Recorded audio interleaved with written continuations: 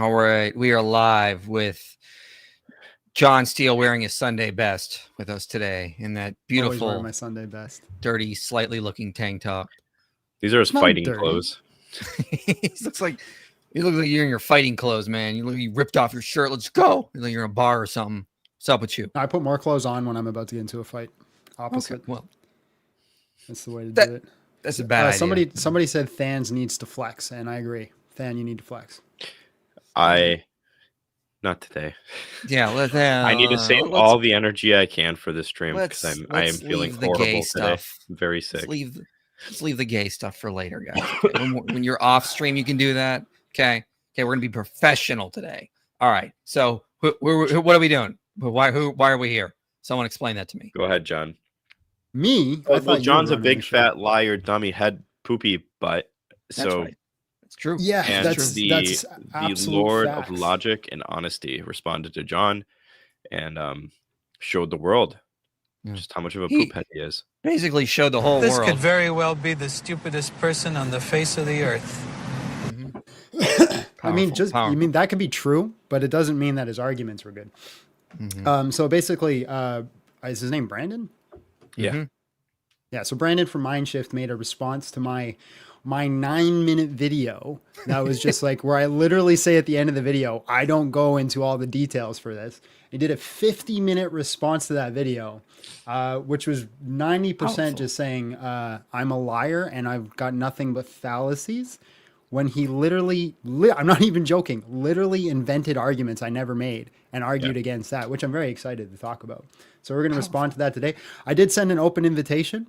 If Brandon wants to have a conversation with me, I'm more than happy at any place, anytime. It doesn't have to be in a debate bro setting where like I'm trying to get you. We could literally just sit and talk to make sure we're not talking past each other. If you don't trust me on that accord, I'm more than happy to do whatever moderator you want. Mm-hmm. But yeah, the invitation still remains open. Has he responded at all? No. So wait, he's not responded. What is up with that? You're hiding, boy. You're hiding. And you know you can't come out and show your face. So we all know what's going on. Where are you at? Oh, well, we're killing Than. All right, we got to stop. We got to stop before we kill Than. Okay, anyway, so let's just dive right into this video. We got a lot to go through here. I'm gonna be taking off in a little bit, and Than and John are gonna go through this, so there's less people yapping. My wife reminded me today's Labor Day, and I was like, oh, I scheduled a stream, so I'm gonna hang out for a little bit and let Than and John destroy this. But so if you have super chats, get them in now so I can go through them. Otherwise, I won't be here for very long. So let's start going through this. Wait, hold on. I added my screen, whatever. We'll just use my screen for now, and then we'll switch to Than's. Yeah. Are you sharing? Okay. Yeah. That works. Are you sure? No, you did mine. Probably best if you run it anyways if he's taking off. Yeah, you gonna run it or what? Yeah. You said you shared your screen, so I was waiting for you to start. Sorry. Holy crap, I'm messing up. My mistake. All right, go ahead. Hit play. Jesus is God. Atheism is whack. All religions equal false, and I'm sick of these heathens. So this is not actually the clip that we're going to be reacting to today. It was just my introduction to the channel. I'm scrolling YouTube this morning, and I see a few seconds of this and think, okay, let's check out the rest of his long-form content. And this particular Christian content creator, Big John Steele, had just posted a video called "The Real Reason I Left Atheism." Color me curious. These are my favorite. So, John, first question. Timestamp. So yes. First question: are you really big? Like, how tall are you? Are we talking here? I don't know. 6'1" considered big? Okay, then yeah. All right, you get the title. That's fine. All right. Anyway, go on. Let's respond to the clip. Well, first thing I want to say is that he obviously took a picture of that when I was live. Why didn't he come and say hello? That's my first problem. Right, I was live when you took that picture, which means you could have stopped there and said, "Oh, hey, I'm going to respond to your video, and I just want to." Nope. So the first thing I want to say is right off the bat, that's poisoning the well by definition. And I got the definition here. It says to commit a preemptive ad hominem attack against an opponent, that is to prime the audience with adverse information about the opponent from the start and attempt to make your claim more acceptable or discount the credibility of your opponent's claim. You took something that is something I do as a joke on my channel very often, out of its context, put it on the very first thing because you knew that it's going to prime me to look bad. And so you're priming your audience right off the bat to make me look bad. So that way, any argument you bring up is going to sound like it's got more credibility. Now, I'm not saying what I said in the original clip is good. I could very well just be a jerk and say these things all the time. That's not going to change any of the arguments that I made after that. But it does change the argument you're doing. Again, completely just poisoning the well. Now, this is a huge blunder, massive blunder. Yes. Thank you, Muhammad Ajab. Anyway, let's get back to the video. What is that, you, or is that an AI image of you locked in an insane asylum with a Bible? Do I have to? It's me. I'll just say it's me. Okay. I went to a insane asylum with the Bible. And It's actually where John lives. Yeah. It's like AI images are so uncanny. It's like they look like us, but it's not. And I'm always like, Yeah. It is very weird. It's kind of creepy looking. The face isn't as long. all right, let's go. Thinking. If you go out of your way to say that something was not metaphorical, you are then implying that it was literal. And the reason I don't think it's pedantic to call that out is because Christians who come to this channel, or people who are doubting, people who are trying to figure out what they believe, or looking for reassurance to hold on to their faith, when they hear, no, this wasn't metaphorical, I had this physical encounter with God, that can up their credibility and then up the faith of the person who is doubting. And so I think we need to be more careful with our words. But it's just the first thing that stuck out to me that seems a little bit off. But then we have all. Okay, so what is he talking about here? Let's update the audience here. Yeah, go ahead, Jack. Yeah. So basically, at the start of my video, I say that God literally slapped me across the face and body slammed me through the earth, and this was part of my like personal revelation, having experience with him. He's calling me out on that. He's basically saying, well, you're saying the word literal, so I have to envision that God actually came in and smacked you across the face. The problem is, even in his own rebuttal, is he's assuming that there's some sort of metaphor. So ultimately, if it's a problem for me to speak in metaphor while using the word literal, why is he assuming I'm being metaphorical?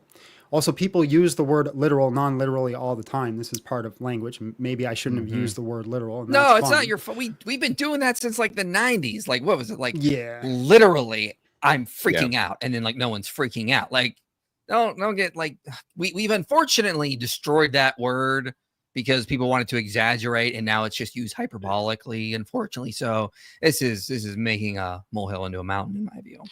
The best part about this is, like, John, the reason why this is bad is because it in his words, it reinforces your authority, your authenticity. And later on, he goes on and says, like, it's dangerous because it gives people hope. Like, screw you, John. Yeah, it's going to give people hope. And people are going to look at you as a source of revelation and truth or something like that. Meanwhile, Brandon's doing the same exact thing with his deconversion story. Yeah. In this video. It's so. I also want to point out that Brandon's lips are not big enough. That is a good point, Orthodox lips Muslim. That's a good point. I didn't think of that. No one has lips like Orthodox lip Muslim. The irony for me is that he's making this assumption that I'm not being literal right off the bat, and then saying that's a problem. But in the same vein, I'm kind of being literal, because my experience was very like intense, very like on the face, so to speak. Now, did God actually walk in the room and actually slap me in the face with a hand?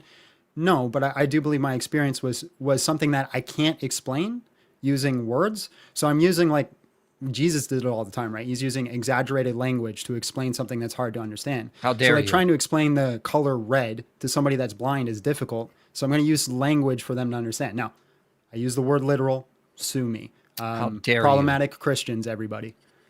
Fired. Dare you go out around giving people hope. All right, let's play the next All the clip. telltale signs of conversion. He was in a bad place. He had addictions and anxiety. He was homeless. He was desperate. But this brings us to kind of issue number 2 here. See, the first part of this video is setting up that there is a God, and then they jump from there must be a God, so it must be my personal God, the Christian God. We see this pseudo-transitive property connection all the time in conversion stories. And most of the time, it seems to be people who have an experience, a religious experience. They map that that on to their culture, their expectation. Then they go back and they look for evidence after the fact to try to build it stronger than just personal experience. And I think we have good evidence that that's what happened here. For instance, just me trying to learn more about this creator, I read his about section. Former atheist saved by Jesus, struggling with depression, anxiety, and addiction for the majority of my life, unable to operate in the world properly on a day-to-day basis. One night I called out to Jesus for help. This is specific. He's an atheist, but yet he is praying to a specific God for help. Now, I'm not a big fan of the no true atheist any more than I'm a fan of the no true Christian, although I think there's a major difference between those two things. But saying you don't believe in God and then praying to a specific God seems to be at odds. To finish that sentence. Whoa, he got you, John. He went to your about section. Will this play? No, it won't. Oh, that's so annoying. Hold on. Video of Alex? What is this, amateur hour thing? Making slides that don't work? Jeez. Hold on. Well, John, go ahead and say what you want to say while Yeah. I pull up this link really quick. Yeah. So the problem is, like, I called out to Jesus. Okay, well, I'm 34 years old. I've had a lot of life and I've had a lot of views that have changed over the time, right? In my life, I have prayed out to the generic idea of God. I've prayed out to Allah. I've prayed out to Buddha. I've done this, and I haven't studied it throughout my life and throughout history until I became a Christian is when I really started diving into my study. But just simply saying, oh, he made a specific call out to Jesus. Well, yeah. Here's something that he does, and we're going to get into this later, is that he goes through my testimonies and he kind of like picks and chooses. My testimony is not short. I have 3 videos on my testimony. I have 2 quick summaries, and then I have one that's like 50 minutes long. And I just released another one that's like, I think it was like an hour and a half that I did a testimony. Like, I've got a lot of life that has happened.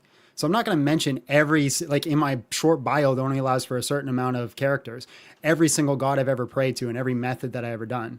So it's like, okay, it's problematic why I cried out to Jesus. Well, the thing is, I cried out to all sorts of gods in my life, all met with silence. And when I actually called out to Jesus, right, I got a response. I got an answer. And so, of course, that's going to incentivize me to start researching and start looking. Why would I start studying Allah? And now I've actually studied way more about Allah now than I ever have before. But why would I start studying Allah initially if Allah never answered me, but Jesus is the one that actually gave me answers? So if Jesus is real, this is 100% what you would expect to see. You would expect to see an answer when somebody calls out to him. So I don't see the problem with this. So first of all, argument. Allah does not have time to answer you. He's too busy praying for Muhammad, according to Surah 33. Okay, he's too busy praying for Muhammad. He doesn't have time to answer you. But I mean, like, here's my take on this. So what? Like, if I immediately like had like a supernatural experience of Krishna, okay, I'm going to then look for evidence to support that because that's a personal experience, but it should map onto reality. What you're doing is not dishonest. That's what the natural thing to do is. If you experience Jesus, you would want to go, okay, this should map onto reality, so I make sure I'm not going crazy. Let me actually check and see if this is what's going on. I think we lost Than there for a second. He'll come back. Yeah. But anyway, and it's the same thing like the deconstructions people, right? Because like they call out to Jesus, they don't get a response. So what do they initially start doing? They start studying all the reasons Christianity is false that supports their belief. Mm-hmm. So they have this same sort of methodology, but just leads to a different conclusion. Yet for some reason, my methodology that leads to, again, a different conclusion is wrong. It seems like a double standard to me. Well, the thing is too, I think he's implying that this is just a lie from the start because you as an atheist are praying to a specific God.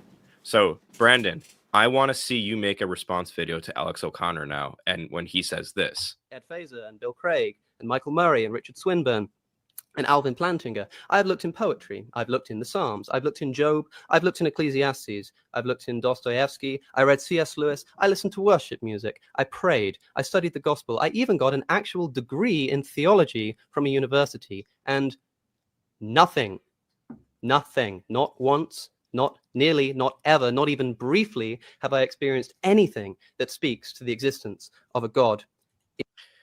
Why is Alex allowed to, and tons of other atheists, mind you, why are they all allowed to say, I've prayed to Jesus, I'm an atheist, I've prayed to Jesus, no answer. divine hiddenness, therefore God does not exist. Why are they allowed to do that and cite their experience and nobody bats an eye? But John gets a religious experience and all of a sudden it's dishonest. Like, show me the symmetry breaker. Mhm. I just think it's a complete double standard. That's all. Cool. Cool. Let's get to some super chats here. Will you yeah. What happened? Did you get kicked out of the room or something? Or did you I have mess something no up? clue. All right. StreamYard said something went wrong on our end. All right, don't let it happen again. I'm surprised you haven't fired him yet. Good point. He's close. Looking for a job? No, I'm kidding. You don't hire me. I don't wear shirts. It's true. You got to wear shirts to work here. That's like a minimal requirement. Yeah, all right. That's a deal breaker. All right. Thank you for the becoming a channel member there, DR. You all should watch The Story Keepers, an animated show from the 90s about a group of Christians in 64 AD persecuted by Rome. I'll try to check that out. All episodes are free on YouTube. So it's from the 90s, though. So why does the book of Joshua mention Egypt's 300-year domination over Canaan during the time of the conquest supposedly take place? This point was made by Israel Finkelstein in his 2007 book. Oh, why doesn't the book of... I misread that. Okay. David Falk has pointed this out. It wasn't like they ruled over Canaan with like an iron fist and were patrolling the lands. They had a hegemony over Canaan. As long as the money was flowing back to Egypt, they didn't care to go up. They just basically... you have to think of it more like the mafia ruling over someone. Hey, we're going to give you some protection. It never comes. And you just got to pay us a little protection money. That's kind of what was happening. So if you go through like the Amarna letters, the Canaanites are fighting amongst themselves. Like the city of Hazor is spreading its territory. Egypt doesn't care. Egypt's like, are we still getting our money? Great. Do whatever you want up there. They didn't really care. And by the time of like the end of the reign of Ramesses, they were losing a lot of control in that region. Like a lot of their garrisons that were collecting tax revenue simply were not in the same function. And the Philistines had moved in. They had taken over the coastal region. If Egypt wanted to go up and conquer the Israelites, they'd have to go through the Philistine territory, then go into the highlands, which would have been very, very difficult. Or go through the massive desert the way the Israelites went, which would have been exhausting and probably would have killed many soldiers. So it's not what you think it is. This is an oversimplification. Grumpy Hobbit, Nerdy Fan, and a goober Canadian. Why is he calling you a goober Canadian fan? He's being very mean to you. All those are about you. So you need to debate deconstruction zone. Yeah, I did. Yes. Yeah, right here. It's we were on Timcast. There it is. The end of the West. Will we survive without Christianity? So you can watch that. Didn't go well for him. Tim kind of turned on him at one point. Tim was like, you sound kind of dumb.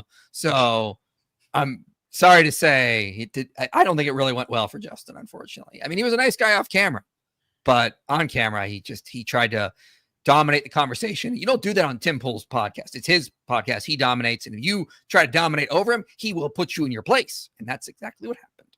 And I was there to watch. How would you respond to an atheist arguing against the prime mover by saying that there is nothing wrong with an infinite regress? We're going to cover that. We're going to cover that. But I mean, like, here's a simple analogy to maybe explain it to you on like a layman level. If I say, I want to borrow a book from you, and you go, well, I don't have it. I have to get it from my friend. So you go to your friend and he's like, I don't have it. I get it from my friend. And then he goes to his friend and his friend and his friend. There's an infinite regress. Does the book exist? No. So there is no explanation. There is no book. Same thing with an infinite regress. You don't explain anything. And even if there is an infinite regress, you're still going to need, well, this is for prime mover. Never mind. If you just want to switch the argument to a contingency style argument, even if you do have an infinite regress, you're still going to need something necessary to ground or explain the contingent infinite regress. So uninspiring philosophy says, I'd love to see Testify knock out. Yes. You see, this is the proof. All right. We'll get John to do it. I'm a little creeped out by this account. Do anything for $20. You $20. Yeah. You wholesomely bad person. That's what I was going to say.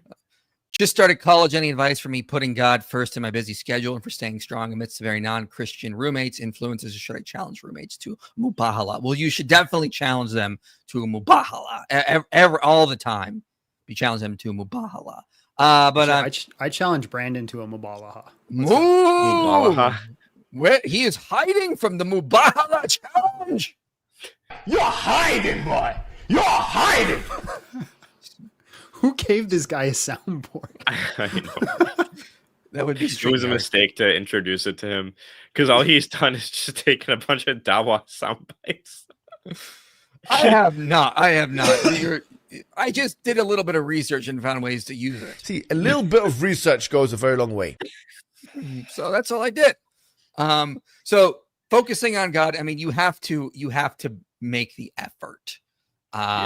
First of all, get involved in a Christian group, a church, someone who's going to help you grow. You need a church to do this. You cannot do this on your own. People who think they can go to college and they're going to stay strong in their faith and are not involved in a good Christian group or a church will fall. Period. End of story. You cannot do that on your own. You will not succeed. So how to put God first? Be involved in a church. You're going to build each other up. That's how you're going to do it. If you don't do that, you will fail. Period. End of story. No ands, if, buts about it. Atheists always be weird about theists using the same methodologies and frameworks when the conclusion doesn't align with our worldview. Yeah, it's only bad when Christians do it. You see? And then you're a liar. Yep. Yeah. You should know the default is non-existence. Atheists are correct. Can you review the atheist verse censor on the movie Saturday Night? I don't even know what that is. What is the movie? I don't know what that is. I'll look at it. I'll see. I got to figure that out. I don't even know what we're talking about here. So Alex is smart, but thinks of himself too smart without realizing how low tier and ignorant he is. Dude should accept the debate with Jay Dyer and get schooled. Yes, he'll be destroyed. He is running. He's running. I've been trying to debate Alex for a while. Same here. I think Alex is a smart guy. Heard you're a new upcoming channel leeching off Big John Steele. I sure am. Hoping Big John helps little Mike over here. It's funny just because pre-stream Mike told John that he's basically not competition. Basically, I'm like, can I stream this on my channel? And Mike's like, I'm not worried about it, bro. Like, you go ahead. You stream to your 2 little viewers. You're okay. You got You're doing great over there. We're proud of you. 2 years ago, I found this channel. Your ministry has helped me find faith again. That is great to hear. I now lead a young adult Bible study at my church. Praise God. That is wonderful to hear. That is absolutely. Thank you. My dog is fat and ugly. What are you talking about? That's the name of the. Oh, thank you. My dog is fat and ugly. I just see my dog is fat and ugly. Learned a very important lesson. You know what he learned? Christianity is based. Christianity is based. That's right. That's what he learned. But no, that's great. Thank you for the testimony. We will screenshot that for sure and save that. Keep super chatting so you can't get to the topic. Yes, it's all part of our. We're running. We are running from Mindshift doesn't want us to powerful address them anymore, Mindshift so he's sending arguments. Christians to pay us money. So, one more. No hate like atheist love. Yeah. Anyway, let's get back to the video. So go ahead and play it. I'm gonna be checking out here soon, but you guys can just. Oh, thank God. Yeah, you're welcome. Though, and I was blessed to have my curses taken from me in a single moment. But the third video on his channel is called Was My Testimony a Lie? And one of the things he says is after that initial conversion, his anxiety actually got 10 times worse than it ever was. My anxiety came back 10 times worse than it ever was. It was so bad that I lost all feeling in my arms and legs. I lost all concept of time and reality. Now I've gone to counseling, I'm on medication, and I'm in a much better place. Again, not trying to be small here, but I think when you just look at this most recent video where it's just I was in a bad place and then all of a sudden God slapped me and healed me of everything instantaneously. Well, no, you called out to a specific God. So then when you had an experience, you mapped it onto that. And then you still struggled with anxiety to an even bigger degree after that. The framing of this particular video that we're looking. Okay, now bro's going to be sitting here calling me dishonest and calling me a liar. It's a 2-minute video. You left out the whole part of the video where I literally said that all that stuff happened to me. all happened to me after I received prophecy. Not me personally, but someone I know literally says to me, I don't know what's going to happen. I don't know if this is bad pizza. I never knew he doesn't do prophecy. It's not a thing he does. It was like a one-time thing. It was my old pastor.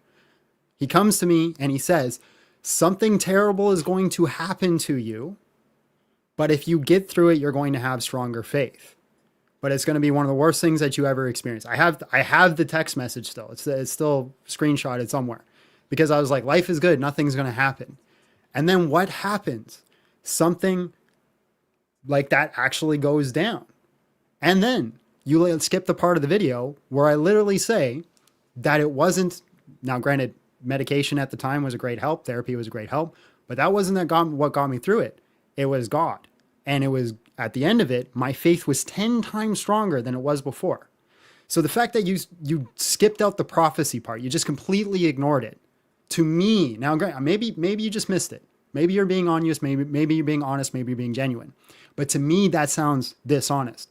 Because if somebody tells me 2 weeks before something bad is going to happen, something bad is going to happen, and it's from God, and it's literally to a T exactly how they explain it, that's evidence towards my claim. That's what you would expect to see if Jesus was real and was actually interacting with the world. Yeah, and this is just deceptive editing, it looks like. It's like, you said you were healed, but that doesn't mean you can't regress or go back through hard issues. I mean, like, that doesn't, so this looks a little deceptive. It's actually really difficult. That's what Jesus says too, right? Jesus says to the man who heals the guy by the water, he says, don't sin no more so that you don't go back into your suffering. This again is what you would expect to see if Jesus is real. Jesus would heal you. And part of my testimony, and the part that he left out, is what led me back into my anxiety being worse wasn't just like a random event, is I went and sinned. And I did this sin that I knew God didn't want me to do. And that was the whole part of that testimony. And then I suffered the consequences for that. So again, this is all things that you would expect to see if the Christian worldview is true. Sorry, Than, go ahead.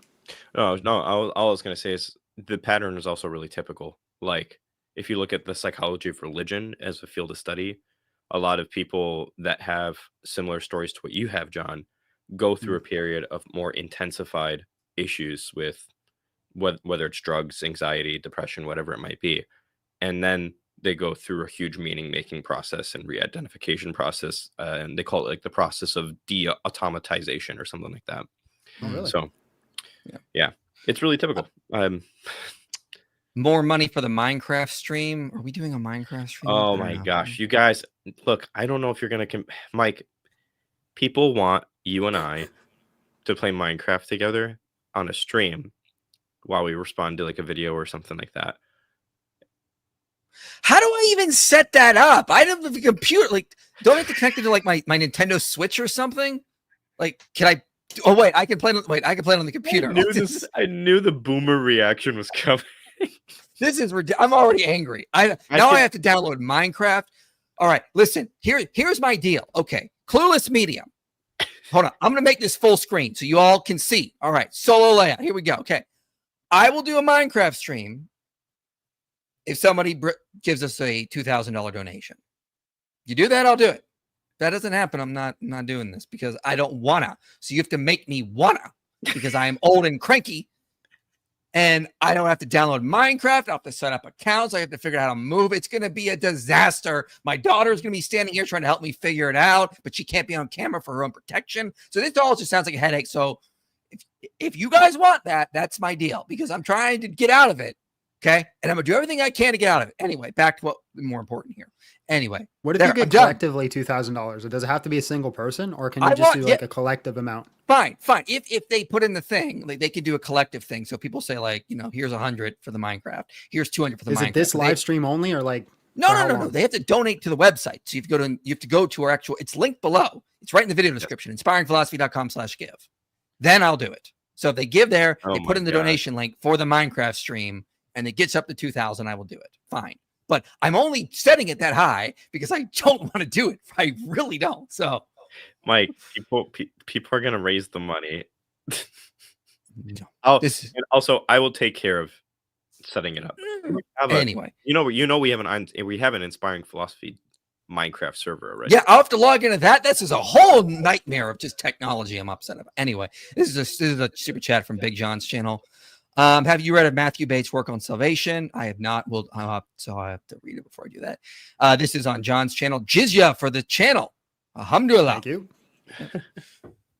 I checked out that guy's channel and found him lacking. Johnny Steele has a great channel that I have been enjoying. Why are atheists so focused on Christianity when there's an actual threat to people Oh in my Islam? gosh, yeah. Yeah, get ready for my debate on now September 16th. It's been moved back twice on which is better for humanity, Christianity or Islam. That'll be on Rattlesnake TV. I've already got my opening statement ready to go. So yeah. Hey guys, what do you think of physicists all agreeing on B theory of time based? Do you think this negates the Kalam's groundwork, which I know mainly relies on A theory of time? I know that. No, there's a paper that was written. I forget who wrote it, but there was a paper on B theory of time and the Kalam rectifying them. Loke wrote Andrew it. Loke. Andrew Loke has a version of the Kalam that works with both A and B theories. Okay. I knew there was someone. Adam Salah would be able to run a Minecraft stream. Oh gosh, that's the guy we debated in Times Square who didn't know anything. And oh no, running around claiming he cooked Avery, and I'm like, okay, buddy, sure you did. Minecraft stream with a redeemed Zoomer. Joseph Smith said so, or something like that. That is true. Joseph Smith did prophesy this. That's very accurate. Yes. All right. Let's timestamp. You should have this ready by now. 4:49 to amateur hour? 5:36. Ugh. Why are you so hyped up right now, Mike? I'm cranky. I didn't get a nice nap today. I'm cranky. What do you want? Then the next thing there is this appeal to majority, which we know is fallacious. He's saying that billions of people from around the world have had these encounters with God. And it is data, but it's ambiguous data. It's data that doesn't give us anything specific. It doesn't make any particular claim. So again, it's this weird, unnecessary step to try to prove a God first, using fallacious argumentation, and then jumping to your specific God. Because spiritual encounters don't even prove a God, let alone a specific God. They prove that humans are capable of having experiences that we've labeled spiritual. And in the vast majority of those experiences, once again, they map on to the cultural or religious expectation of their time and place, which to me shows that they're useless in the kind of data that he wants them to be. Then he does the next sales tactic. Hey, if even... Was that it? Yeah. Wait. I just... That was the end of that timestamp, unless you want me to just keep going. No, because I think we just continue right off of that. Yeah, we do. So I think he's saying it's fallacious. He didn't say which fallacy. So I'm going to assume that he's referring to he calls it an appeal to a majority or something like that. Yeah. So it's ad populum fallacy, which is not what I'm doing. It'd be an ad populum fallacy. I say if it's true, because a lot of people say it's true.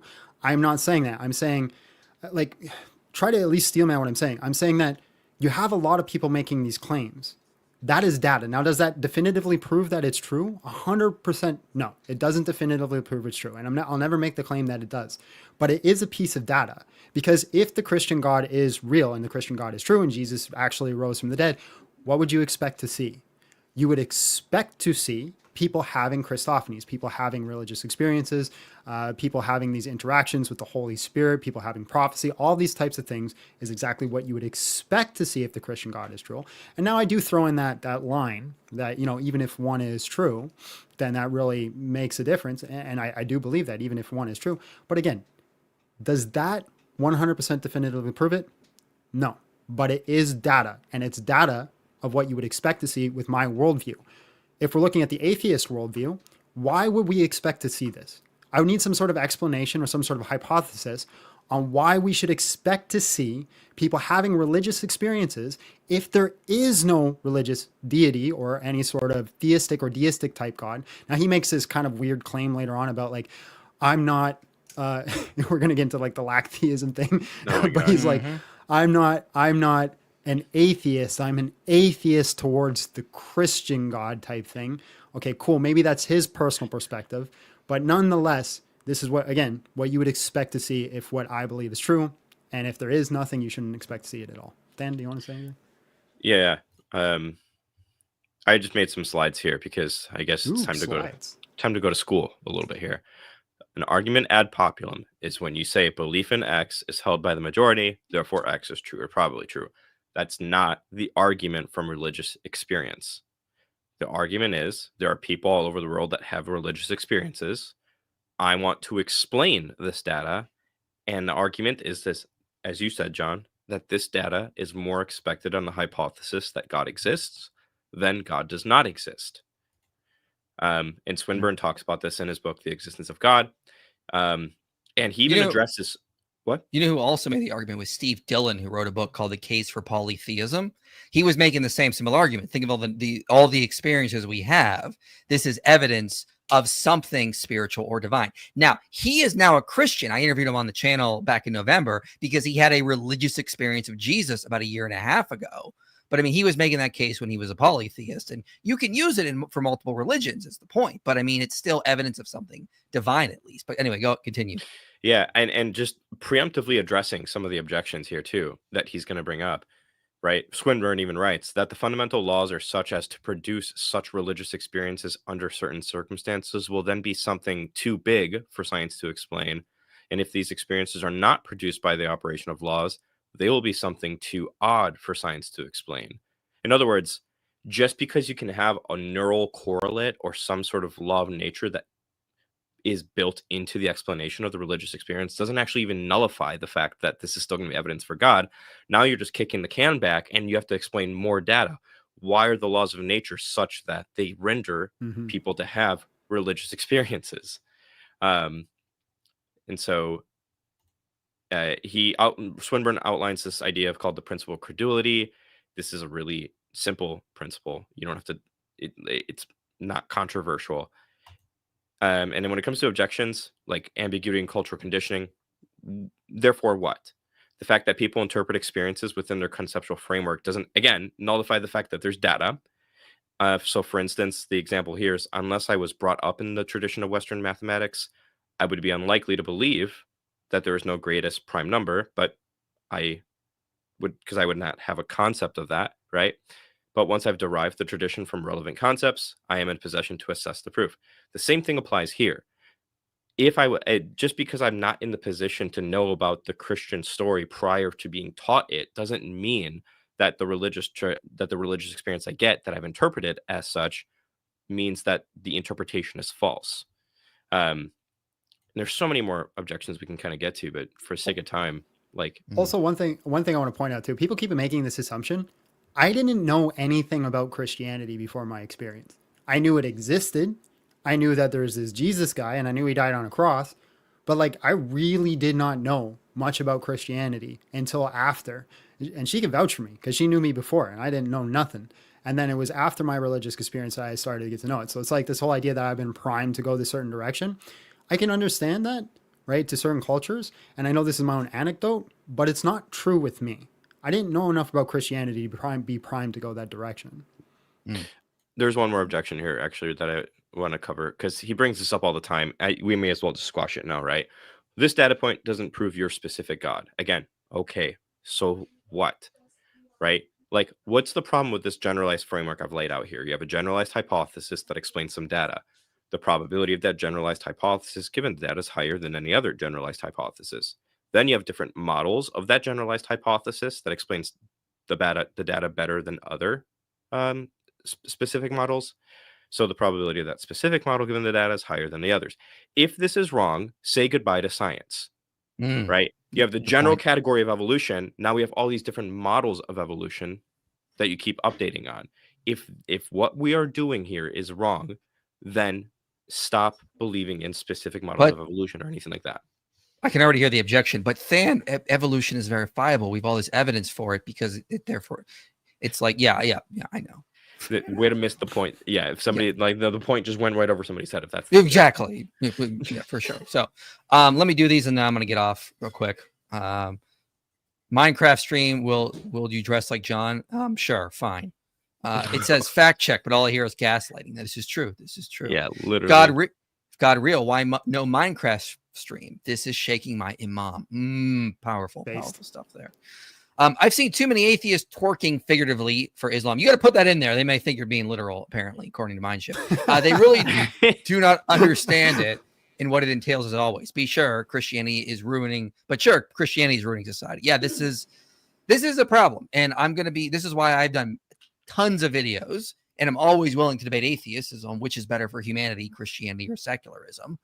You can see my debate with Lawrence Krauss, my debate with Phil Zuckerman, my prior debates with Michael Shermer, Matt Dillahunty, Aaron Raw. I've debated so many on this. Holy Kool-Aid, Vegan Gains. Yeah. But now I'm getting more into Islam, and I want to debate because, that's incredibly harmful. It's incredibly harmful in multiple ways. And I have so much research to support that now. So, yeah. Win for Than actually creating a PowerPoint presentation in preparedness for this live. And that comes from Big John Steele's stream. So apparently he's throwing some shade at John there. Powerful. John's not a threat. I don't prepare for anything. It's true.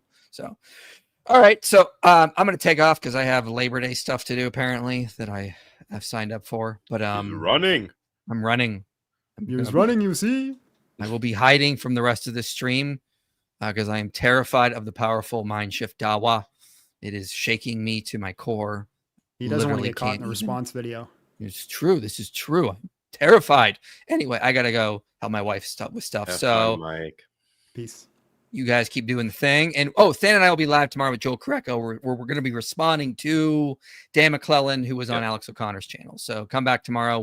I'll be there for the whole stream for sure, because it won't be a holiday. Peace. Bye. All right, John. Prank you can just continue from there. You ready? Yeah.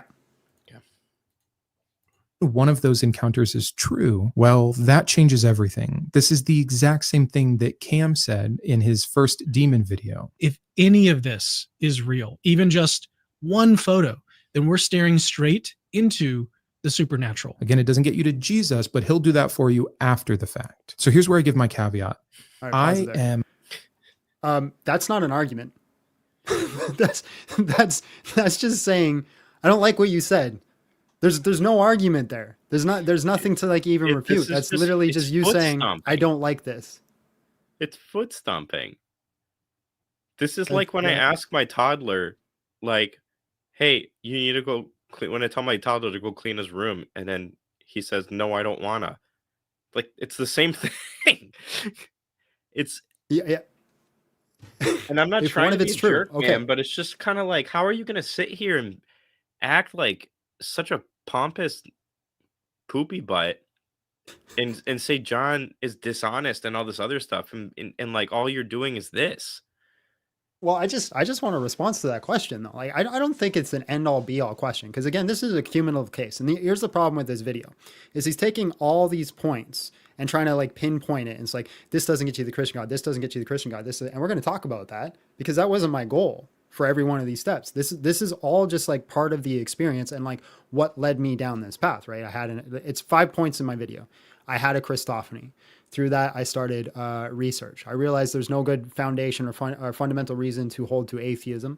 And then I start looking at things like the contingency, the fine-tuning argument, and that gets me into the death and resurrection. So he's making these base assumptions and putting it into this singular area. But even in this singular area, he's not actually responding to me. He's just saying, I don't like it. So answer this question. If one of it is true, if one is true, does that not change everything?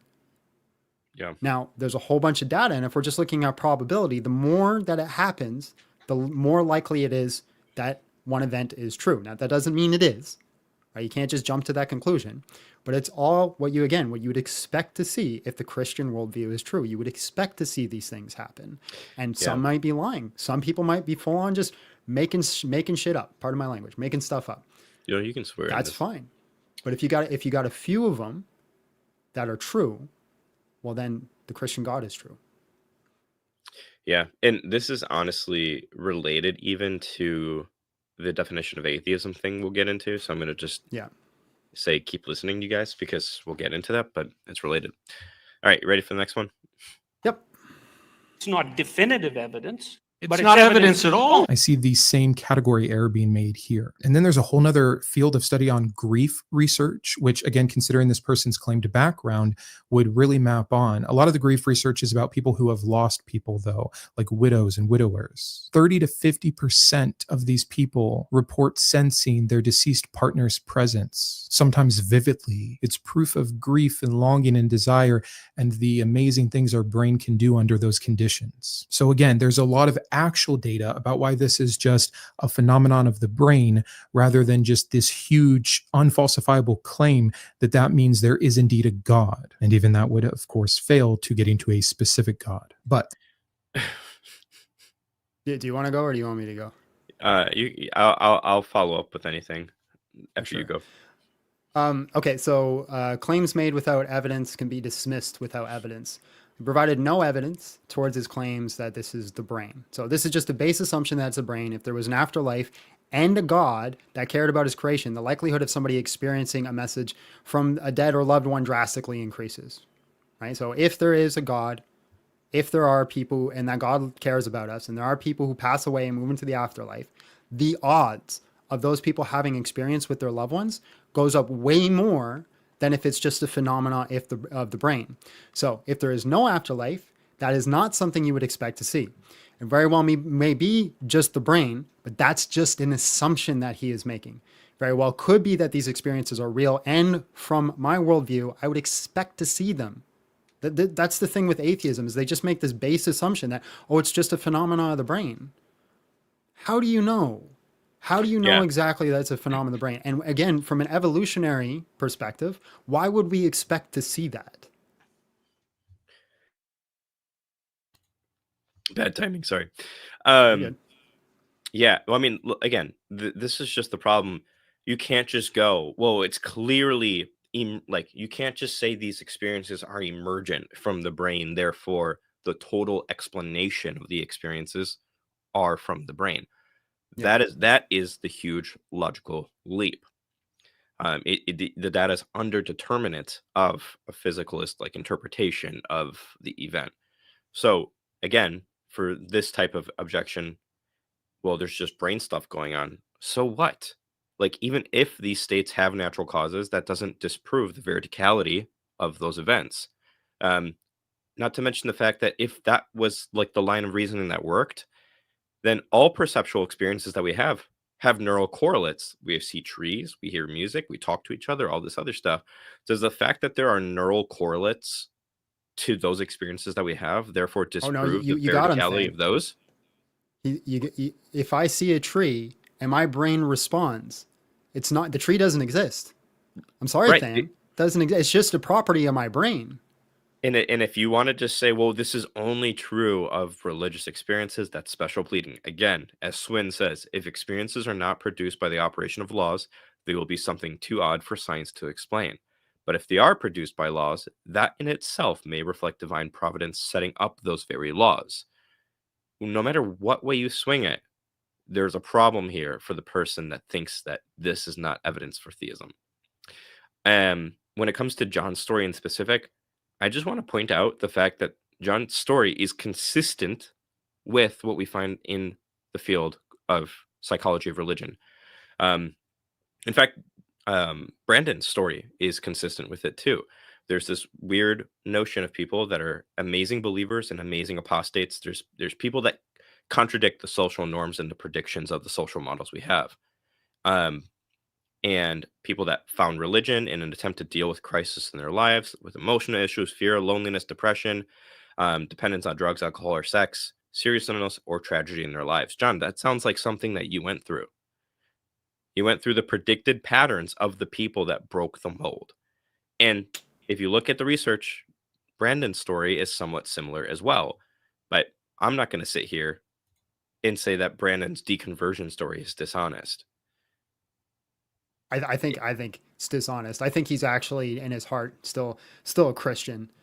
Still believes in Jesus because you know, there's no way that anybody actually believes in atheism. That doesn't make any sense. There's no logic behind it. You can't even prove atheism. Never seen an argument for it. Like, I don't know. Fair enough. All right, where are we next? 8:30. 8:30, yeah. Out next. After one or two more sound timestamps, we'll do some super chats again, guys. Now that does seem a little bit dishonest, that he had a religious, spiritual, godly experience that just opened the door to him being curious to go look for more evidence. But just really quick, again, totally in line with psychology of religion, cognitive science of religion. So Brandon, you are either ignorant on the psychology of religion, or you know about this and you're just choosing to just paint John in a bad light. But also, let's envision it. Let's just envision that, you know, Christianity's true, Brandon. Like, I don't know if you're going to listen to this or if you're going to respond. Let's just envision it's true. You see Jesus Christ standing in front of you, says, I am Jesus. He does a whole bunch of things to prove it, right? He's like, I'm the guy. He gives you the Holy Spirit. So now you've just been divinely convinced it's him. And then your next solution is to do what? You know what? I'm going to go study Buddhism. Like that's the logical conclusion. So listen, if I'm telling the truth, which I believe I am, and you keep saying I'm dishonest, listen, maybe I'm just wrong. Maybe that doesn't make me dishonest. Maybe I'm just wrong. Yeah. Right. But from your perspective, I got to be lying because there's no way that God's real. But if my story's real and I had an actual experience with Jesus, give me one logical good reason why I would go study Zoroastrianism next. Why would be why would I go down that next path? I'll be waiting to hear why. Yeah. All right. But what I found when I looked outside that door, that's what we're really here to talk about. Picture this. You walk into the woods, you look around for maybe a minute. You don't see any deer, so you turn around and you walk back out and say, well, I guess deer don't exist. That would be ridiculous, right? But that's honestly what atheism feels like to me. We got a massive universe with billions of galaxies, dimensions we can't even wrap our heads around. And we've explored maybe 0.0001% of it. And then we're like, yep, definitely no God here. Now I know what you're thinking. Atheism isn't claiming that God doesn't exist. It's just the lack of belief in a God. Okay, but is it though?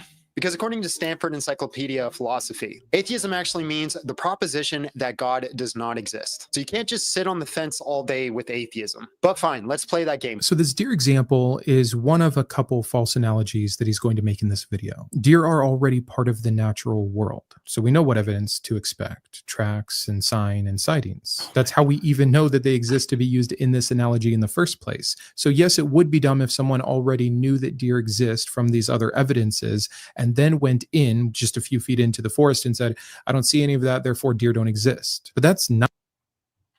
Yes, it's a false analogy. If you change my analogy, that wasn't my analogy. That's not what I said. I didn't say, hey, these people have all this information about deer. And with all this information about the deer, they went in and said there was no deer. And they that have wasn't a belief my analogy in the deer already. So yes, of course, if you change my analogy completely, then yes, it's a false analogy. I agree with you. That would be a false analogy. It's a phenomenal thing. That's never what I said, right? I said that this person went in there and this is all the information they have. They look left, they look right, and they say there is no deer. That'd be a terrible method to come to a conclusion that there is no deer. You know, it'd be a great thing that they can conclude is agnosticism. They could say, I don't know. I don't know if there's deer, right? Maybe there is, maybe there isn't. You know, there's people who've made these claims. Maybe there's some information. There's things that's been written in books about it. I've never seen one. Maybe you can claim agnosticism. But then if you start doing further research and study, just for the sake of the chat, how many of you guys have seen a moose in person? I've actually seen a moose. I've seen a moose, right? Being in Canada. But I'm assuming there's a lot of people out there who've never seen a moose. But I don't think most people in the world are going to say there's no meese. There's no meese. They don't exist. Yeah, but apparently John, you can do that. Meese are not extraordinary claims. We'll get to that. But sorry. Yeah. So, anyways, if you change my analogy, then of course it doesn't make sense. All right, let's finish up this clip here, and then we'll get some more super chats. Oops, amateur hour. God is defined as immaterial and outside of nature. So again, the analogy completely breaks down. And a more fitting comparison would be like unicorns or fairies. And I know that that's trite, but there's a reason that they're often used. They're these other claimed magical creatures that we have no other evidence for. Sure, they could exist, but again, no actual evidence has been found. So not believing in them is not sitting on the fence. It's just the default position of non-belief until sufficient evidence is presented. No, you moron. if the only reason you don't believe in unicorns and fairies is because you haven't seen enough evidence for it, you're an idiot. Like, I'm sorry, my friend, but that's just the reality of the world. Like, if I told you there was a type of fish, and we call it the I don't know, the flip-flop fish. It was out there. You wouldn't even say, I don't believe in flip-flop fish. You'd say, oh, I don't know if they exist. Well, how do you know? Can we look at the information? You take an agnostic point of view. The reason we say we don't believe in fairies and we don't believe in unicorns and all these types of things is because we understand the context of fairies and unicorns. We understand what we would expect to see if fairies and unicorns actually existed. Right? If unicorns existed and they had a certain ontological properties to them, they were walking around, they had unicorn droppings, they're supposed to exist in a certain area, then we would expect to find them in that certain area, but we don't. We also understand the context of the mythos that they were pulled from. They're most likely from a certain type of animal. From that certain type of animal, we had some difference in languages, or even with fairies. We understand where fairies come from certain time mythoses. So we could say, hey, this is most likely not to be true considering the context. We know where the ideas came from, and considering what we'd expect to see if they were true, we don't see any of these types of things. So we say, hey, most likely not to be true. If your only argument is, I've never seen one, so therefore it's not true, you got all sorts of problems, of problems. You don't take the default position of things aren't real until I'm convinced, because if that's the case, you'd have to look me dead in the eye and say 1,000 years ago, Pluto didn't exist because they never saw Pluto or had no evidence of Pluto, right? Yep. I don't know. You want to say something? No. I mean, like, again, it has a lot to deal with why I push back on the definition of atheism thing with being lacktheism, which we'll get to again. But yeah, I just really wanted to point that out, some more irony here too, or just how his response fails. Because Brandon goes, well, we know what we would expect to see with deer, but this is a false analogy because God is immaterial, and then tells us what he thinks we would expect to see, and then doesn't tell us what he would think we would expect to see if God exists. And then to try to give a better analogy, the analogous creatures are material things again. Sure, they have magical properties, but they're still material. Like, you swapped out a material thing with another material thing, even though you just said God is immaterial. And that's the reason why the deer analogy fails. So clearly it's not the property of materiality that's in question if this is actually a good critique, Brendan. I just, can you stop? I love stop with the unicorns and fairies nonsense. Like, my favorite part is you writing dog. That was an impassioned dog. Dog, like, what are you doing? Stop. I'm pretty sure somewhere in my notes, like, I'm not gonna read it, but somewhere in my notes while I was like watching the video, I wrote like, "Fight me, Brandon." Like, it was like, I do that with my response video notes a lot too. It, like, I just get it out of my system. All right, where are we at now? We're at the 10:44. Okay, we'll just keep going. So no, that doesn't make atheism arrogant. It makes it consistent with how we handle, including how this content creator would handle extraordinary claims, that the burden of proof becomes on the positive assertion. And then comparing that Bruh. Listen, hold on. Can you put the screen on me? Listen. Wait. That's I don't know. Wait. No. There you go. Stop making assumptions of what I believe. I don't believe in extraordinary claims. I don't think that's a sentence that makes sense. That's it. You can come back up. Okay. But I'm just, there's this thing that drives me nuts when people do response videos to me, and he did it, is that they just make all these sort of base assertions of things that I believe and then make arguments against that. So like at one point in this video, he calls me a Protestant. I'm not a Protestant. And uses that as an argument against me. I don't believe in the term extraordinary claims or extraordinary evidence. I don't see a methodology in which one could determine what an extraordinary claim is or what an extraordinary claim evidence is or extraordinary evidence is. So it seems to me, right, you just have claims and evidence, and whether you're going to be convinced of certain claims or certain evidence is going to be based off your individual priors, your individual past knowledge. So it's going to be on a case-to-case basis. It's going to be subjective. What's extraordinary to me is not necessarily going to be extraordinary to Than or you. It's going to be a subjective claim, so there's no methodology in which we could determine it. Right. So just quick school lesson, Brandon, if you're listening. This is known as the ambiguity problem. Okay. What does extraordinary mean? Doesn't mean Hold on, I infrequent. gotta pause you real quick. I'm sorry, this comment's so funny. I'm not Protestant, I'm Canadian. That's funny.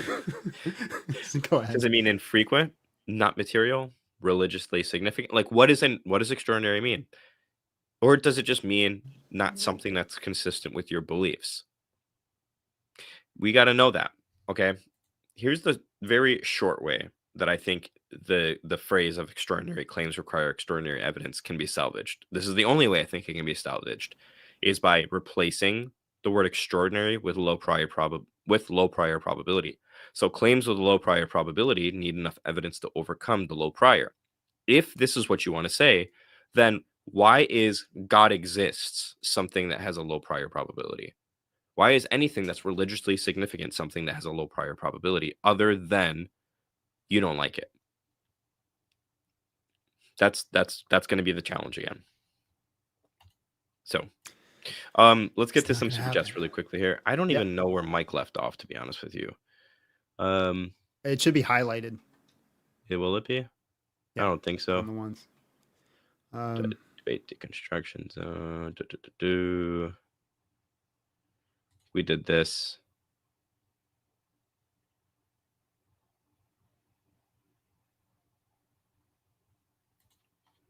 Did that.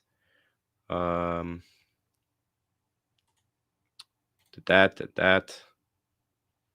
My gosh, you guys. Oh my God! You get rid of the professional, and then we're left with amateur hour. Well, no, Mike's the one that usually does this, and then he doesn't. You don't know how to StreamYard, bro. He doesn't unstar them. Here we go. Okay, this is where we were. All right, great. Thank you for the super chat. Hey, Than, what do you think of Kurt Gödel's ontological argument for God and Dana Scott's variation of it? Dude, this is like 4 years ago of research for me. So, unfortunately, I don't have an answer for you at the moment. I'll say this.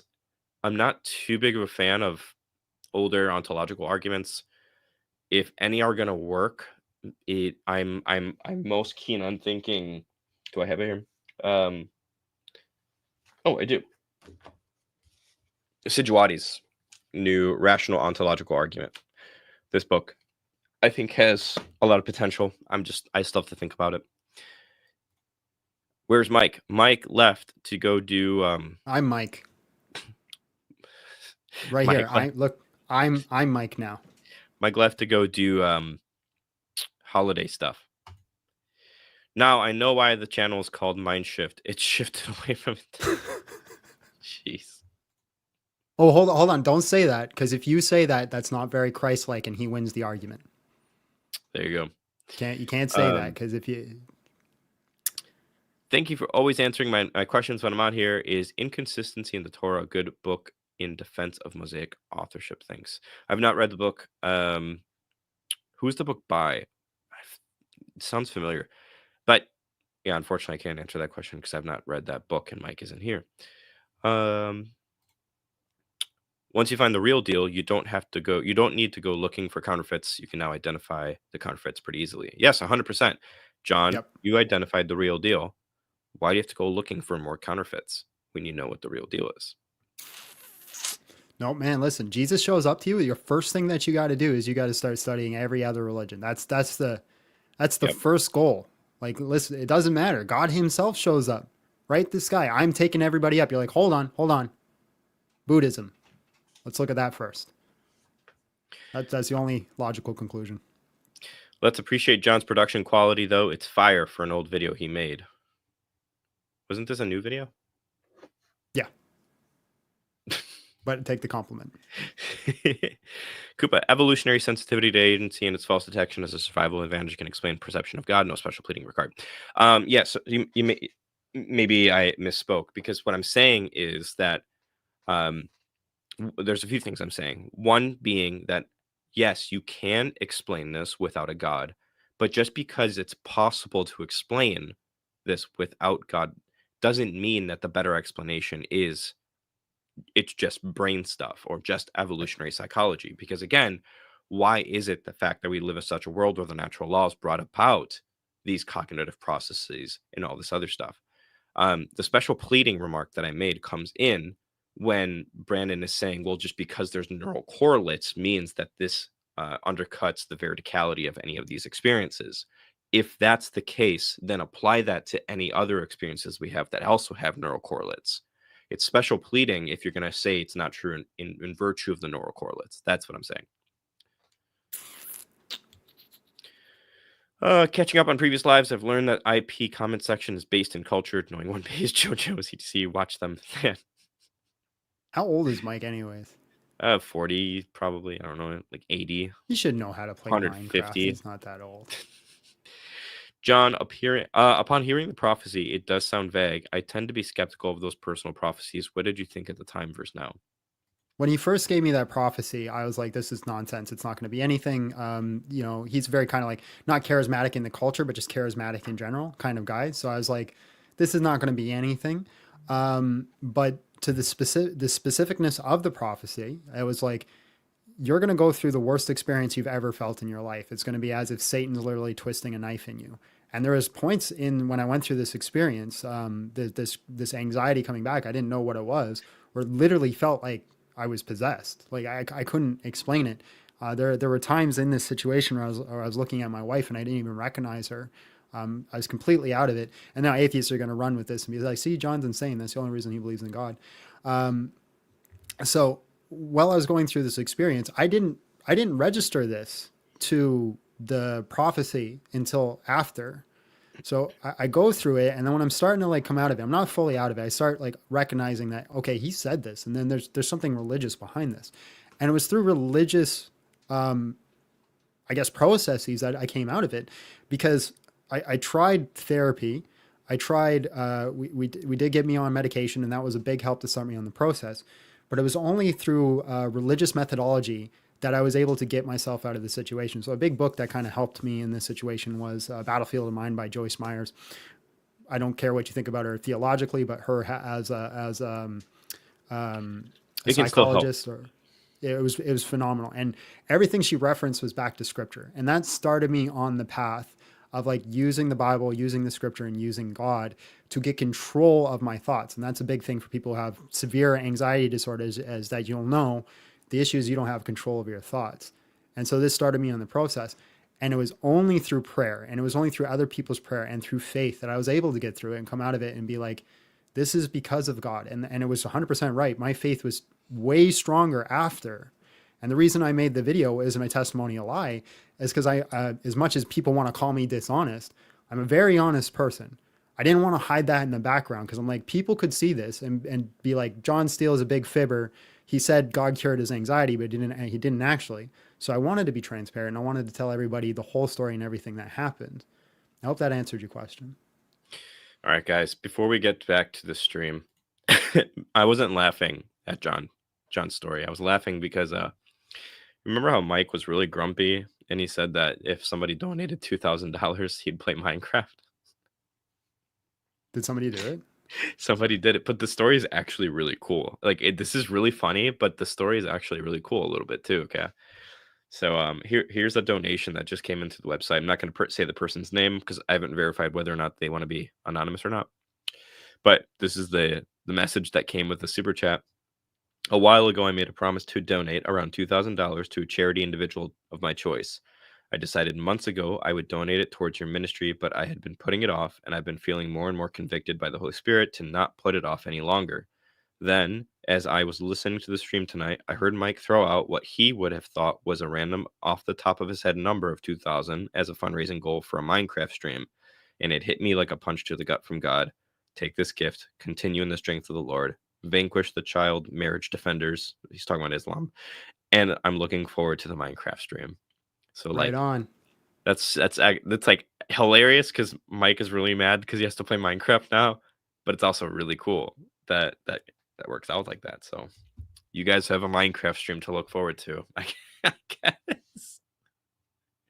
Wait, hold on. 1 sec. What are you doing? Money. Oh my god. All right, let's get back to it. 10:55, I think. Wait. I'm echoing now, John. Oh, I'll get rid of that. Okay. There you go. All right. Do you want to skip forward a little bit, just because we're at like a little past the 1 hour mark? But I got Or do you so wanna much keep to going say, here? and I don't want him to win on anything. We can. It's your call, guess man. so. I guess so. Well, You wanna let's see. skip Hold on, to what did I? Let me just look here at my notes. Oh, okay. Yeah, I do want to talk about this though. 10:55 to 11. You do? Okay. Forest Yeah. that we stepped into a little bit to the universe at large, it's also a false comparison. We all know that this Christian content creator is not talking about a God. He's talking about the God to him, which is Yahweh. And Yahweh, though claiming to be the God of the entire universe, Stop there. also is specific to Earth. He created. Good. No, I'm not. That's what I'm talking about. All these base assumptions. It's really great. It's But really John, easy you're to argue going to against eventually somebody. argue for Yahweh, so that's the problem. Eventually. It's dishonest. But this argument has nothing to do with Christianity. None whatsoever. Wasn't even in the wheelhouse when I was writing it down. I'm like, this has nothing to do with Christianity. I know these arguments have nothing to do with Christianity. I know for a fact it doesn't, which is why the biggest focus for me, the biggest focus for Christianity is the death and resurrection of Jesus Christ. That's what I lean into. Now, I know there are some presuppositional arguments that are happening right now for the triune God, where it specifically has to be the triune God. Those could be good. But for me, specifically, it's the death and resurrection. So when I'm giving the fine-tuning argument, it is not for Yahweh. It is just for this being, this necessary being that has to have a mind. Really quickly, because on the atheism stuff, we missed this because I got sidetracked with a donation that we're super thankful for. If you are listening still, person Dude, that donated. Brandon says that the default is non-belief. It's not. Have we gotten Cognitive to this science point yet? religion. What? Oh, never mind. Go ahead. Sorry. Yeah, you're right. What'd you say? No, you're doing great. The cognitive science of religion, it just showcases that this typical line from atheists that non-belief or lack theist belief or whatever you want to call it is the default. It's just demonstrably not true. Okay. Born Believers, Justin L. Baird is a cognitive scientist of religion, points this out. Psychology of religion, again, it's actually astounding. Like, so for instance, there have been efforts to socialize children to accept atheism as an ideology in the past. For instance, with the Soviet Union, they made attempts to prove that God does not exist to children. And he cites another study, and then the children saw most of this, like saw through this deception and still maintained their belief in God. And it's because, again, it's not the default position to not believe. There's a reason why this book, for instance, is called Born Believers. It's not the default position. That's not me saying people grow up with like this automatic belief in Christianity or anything like that. They're born with it or anything like that. But we are wired for theistic belief at the end of the day. My favorite comment right now is children also believe there are monsters under the bed. Tell me the point went over your head. Yeah, the point, dude, seriously. Like, that's not me saying children believe in God, therefore God exists. That is what you're saying, Than. Okay, let's okay, I think this one's 11:36. important. So yeah, that one's important. This atheism thing. And now we have our next dishonesty marker here. And that's to take one sentence from this encyclopedia on the definition of atheism from a section titled Definitions of Atheism. Definitions, plural. I thought Christians were the ones who were supposed to be so careful about context. Let me help with some of the reading. The word atheism is polysemous. It has multiple related meanings. In the psychological sense of the word, atheism is a psychological state, specifically the state of being an atheist, where an atheist is defined as someone who is not a theist. The first one that's cited, not a theist. If I don't have a belief in God, then therefore I am by definition not a theist. And a theist is defined as someone who believes that God exists or that there are gods. This generates the following definition. Atheism is the psychological state of lacking the belief that God exists. It's right there and it comes before the other one. He had to read through two of these other things, purposely skip them, and highlight the one that suits his video. That is dishonest. In philosophy, however, and more specifically in the philosophy of religion, the term atheism is standardly used to refer to the proposition that God does not exist, or more broadly to the proposition that there are no gods. This is what is known as positive and negative atheism. Okay, And a lot of here. Ay, ay, ay, dude. You disingenuous baboon. You sit here and you call me dishonest because I didn't read the first 2 sentences, which I did, by the way. I'm not going to sit and read the whole paper on the live. Of course I seen it. I put it on the screen. And you're going to say, I'm dishonest for not reading it. Did you? I'm just curious, Brandon. Did you read the rest of the article? Did you read the entire thing before you decided to call me dishonest for skipping that part? I got it for you. I can quote it. I can quote it here. Hold on. Mine's longer. Do you want to read yours? Oh, yeah, no, go ahead. Okay. So at the end of that paper, a third reason to prefer the standard definition in philosophy,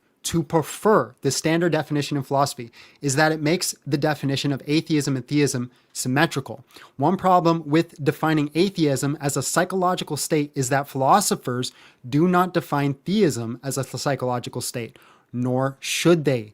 Theism, like most philosophical isms, is understood in philosophy to be propositional. This is crucial because philosophers want to say that theism is true or false, and most importantly, to construct or evaluate arguments for theism.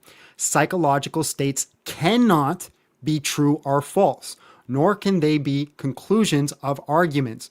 Granted, philosophers sometimes define theism as a belief that God exists, and it makes sense to argue for a belief and to say that the belief is true or false, but here, belief means something believed. It refers to the propositional content of belief, not to the attitude of a psychological state of believing. If, however, theism is defined as the proposition that God exists and theist as someone who believes in that proposition, then it makes sense to define atheism and atheist in an analogous way. This means first defining atheism as a proposition or position so that it can be true or false and be conclusive and can be a conclusion of the argument, and second, defining atheist as someone who believes that the proposition. Since it is also natural to define atheism in terms of theism, it follows that the absence of good reasons to do otherwise, it is best for philosophers to understand the A in atheism as a negation instead of an absence, as not instead of without. In other words, to take atheism to be the contrary to theism. That same article that you said I was dishonest about says this is the preferred definition. The preferred definition, and the one that people should make. Why? Because if I simply ask you, based off your definition of atheism, is atheism true? You can't answer it. You have to sit there with a stunt look on your face. That's all you can do. So like, if you're gonna pick a ground, fight for it. If atheism's true, fight for it. If you're simply just gonna go off this ground of like, I don't have to make any claims or say anything, but you're wrong, you're a douchebag.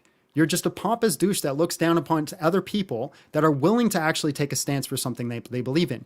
If you stand for nothing, what is that saying? What is it? If you don't believe in for anything, you don't stand for anything or something like that. You stand for so you nothing, don't stand for anything. I don't know. Yeah, something like that. So if you're gonna call me dishonest on your live because I skipped the first part of the article, which I didn't, read the rest of the article first. You, my friend, have showed your dishonesty or your just lack of critical thinking skills. One of the two. Which one is it? I'm not going to add anything to that. I don't want to take away from the passion there. So, well, I guess that one drove me. Yeah, do it. I quoted.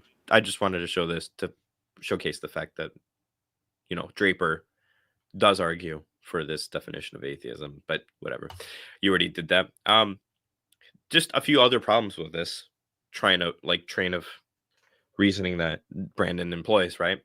Why is it that John can't say which definition he thinks is best, but then Brandon can?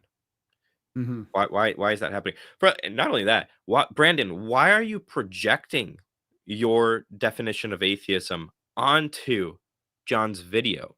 John's video was not originally about you. So like, why are you taking it so personally? No, I wrote that video specifically for Brandon. I was like, I'm going to write this to make him. I did. It was specifically, I'm like, Mindshift, this is for you. And I sent it out. No, go ahead. Sorry. No, but like, do you see the point there? It's like, why are you projecting this onto John? Furthermore, John, later on, you say, and I quote, but let's just say you lack the belief in God. Right. Okay, cool. Dude, John's not pigeonholing you or anybody into the philosophical notion of atheism either. So like all granted of this your is just argument. projecting, gaslighting, and foot stomping. Second of all, third problem. The point, John, at some point, Brandon says, like, well, the point doesn't matter. Like, it's imaginary points, scoring points, whatever, right? Here's the problem. Definitions shape the entire dialogue. When atheism is defined as a lack of belief, the conversation is no longer about whether or not God exists. It's not about ontology. It's about a mental state.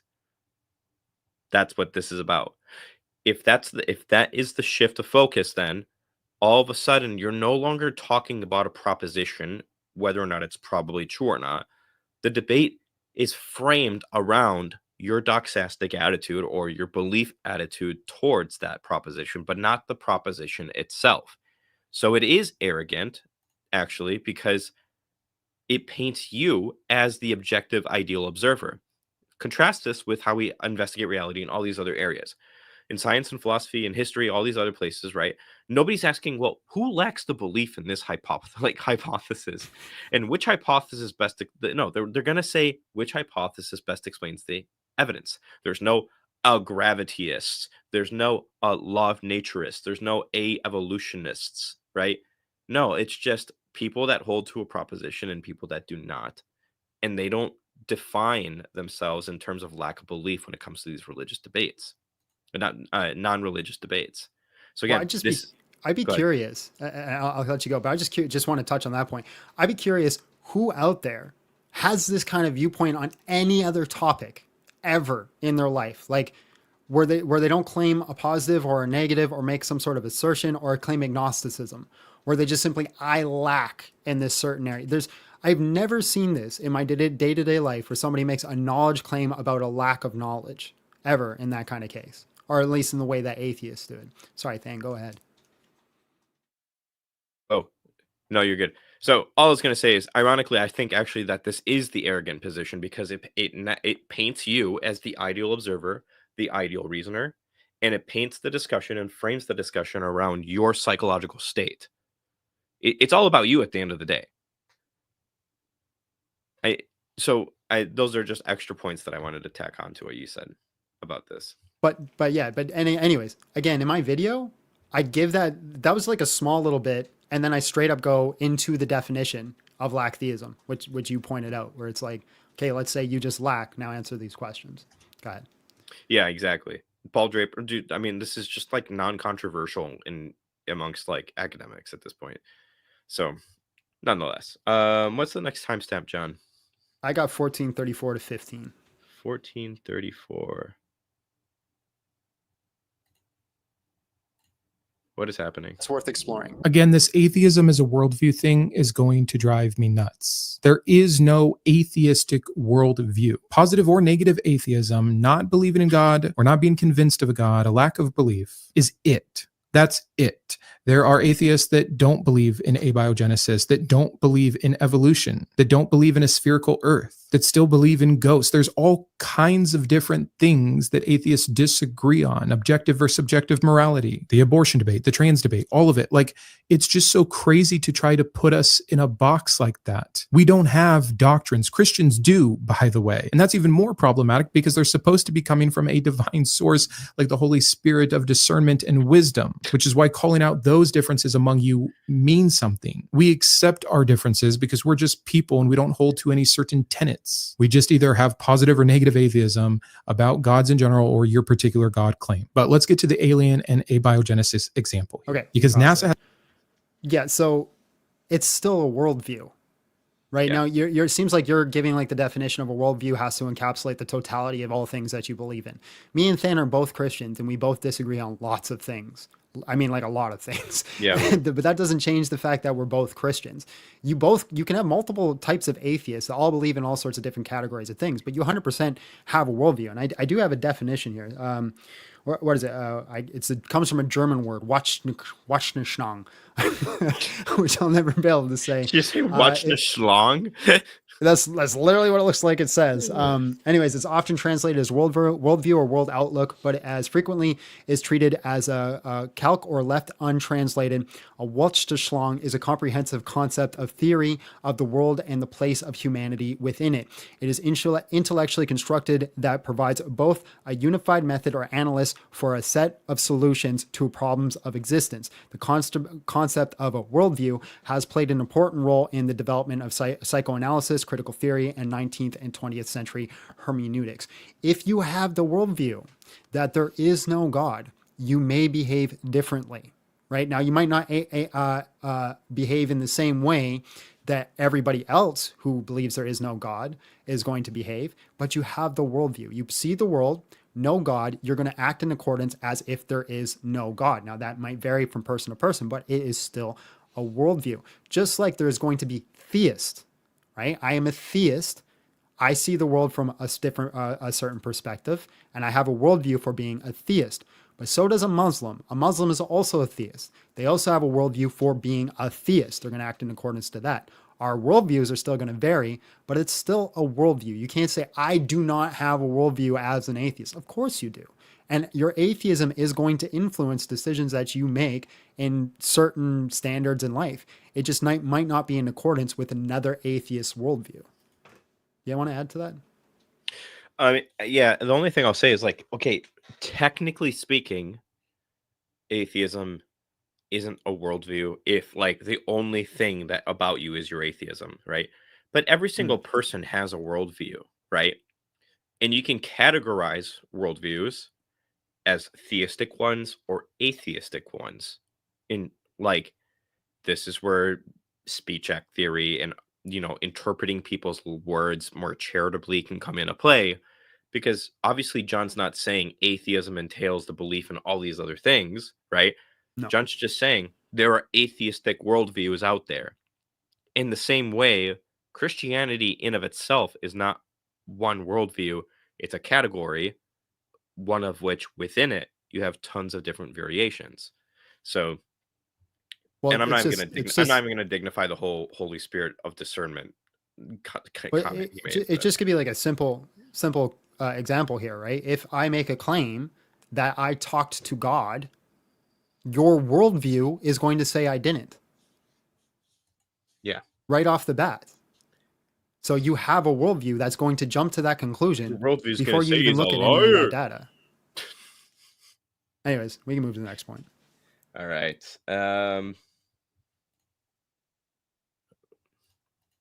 Here we go. Don't believe in aliens. Yes, again, that would be foolish. Like these straw manning false analogies to try to make atheists look dumb when they don't accept your mythical being are truly ridiculous. And yes, it being plausible that aliens could exist given the vastness of space and the billions of planets, with our current understanding of how things happened here, is keeping an open mind. So just like with supernatural beings, I am agnostic to aliens. I don't know. I don't know that right now we can know. I do think it's likely, or probable might be a better word. But you want me to stop super there? Based. No, that's great. It's super based. You want to claim agnosticism towards God? I love agnostics. They're one of my favorite people outside of Christians. Goes Christians, agnostics, in that order, right? If we're talking about belief systems, you want to sit there and say, I don't know, was exactly my point, Brandon.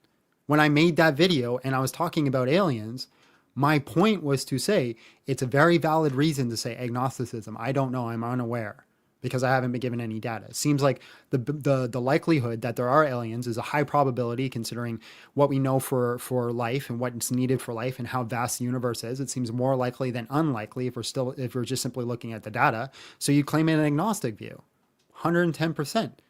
I can get on board with that. But you can't claim an atheist view. You're not going to say there are no aliens because I did not see aliens ever, right? You're not going to do that. Just like you should not do the same thing with God. You shouldn't say there's no God because I've never seen a God. You're not going to go down that same path. Now, again, you can make an argument why God is unlikely. And that's what I'm trying to get atheists to actually do. Give me an argument instead of just saying, nuh-uh. I'm just tired of hearing nuh-uh from atheists. Nuh-uh, I don't believe you. Nuh-uh, I don't believe you. Well, give me a reason why I should believe you. Again, I could respect the agnostic view, which is what you said, but you're doing the same thing every other atheist does. You're conflating the two. You cannot be an agnostic atheist. Those are contradictory terms, right? One says maybe, one says no. You can't hold to maybe and no at the same time. Dan?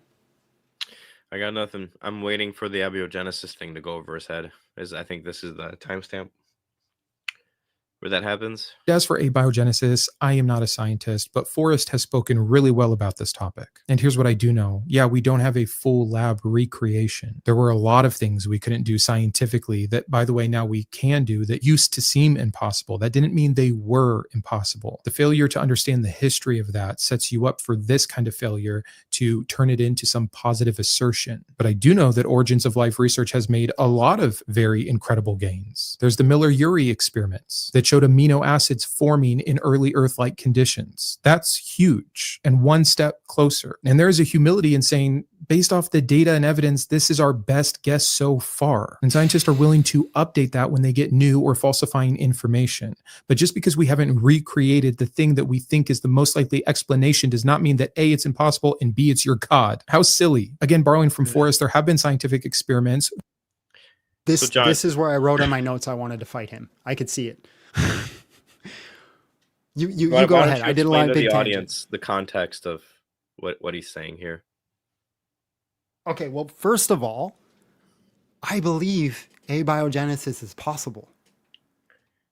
I'm not making the claim that my God did it. I never once said that. Hold on. I'm going to get too passionate. I'm just going to read my notes. So I believe abiogenesis is possible to be recreated in a lab. I think that it can happen. My point isn't even that God did it. It's not even in the same ballhouse of the argument that I'm making. And then you said the thing that I'm trying to make the point about. It is the best explanation considering the data. It's almost like that is the entire point of my video, is pointing back to the PSR. Yeah. And we'll get into that. The best explanation for the data that we have. I am testing your guys' epistemology. People say, I won't believe in God until you prove it in a lab. Those same people believe in abiogenesis, even though it has not been proven in a lab, because why? It is the best explanation considering the data. So what am I saying? I'm not saying my God did it. And the fact that you think that's the argument I was making just makes me wonder if you were even listening to my video or even trying to have a genuine understanding of what I was saying. Yeah. Because again, I fully believe abiogenesis can happen in a lab. I'm not against that. I think it can happen. My argument is against your epistemology, how you would say that, okay, I haven't seen God in a lab, so it's impossible, and I will never believe until you show me, even though we can give great arguments on why God is the best explanation. But you'll say abiogenesis, yeah, I'm all for it, even though I've never seen it in a lab, just because, again, it is the best explanation. Than, I know this is your wheelhouse, so I'll let you go.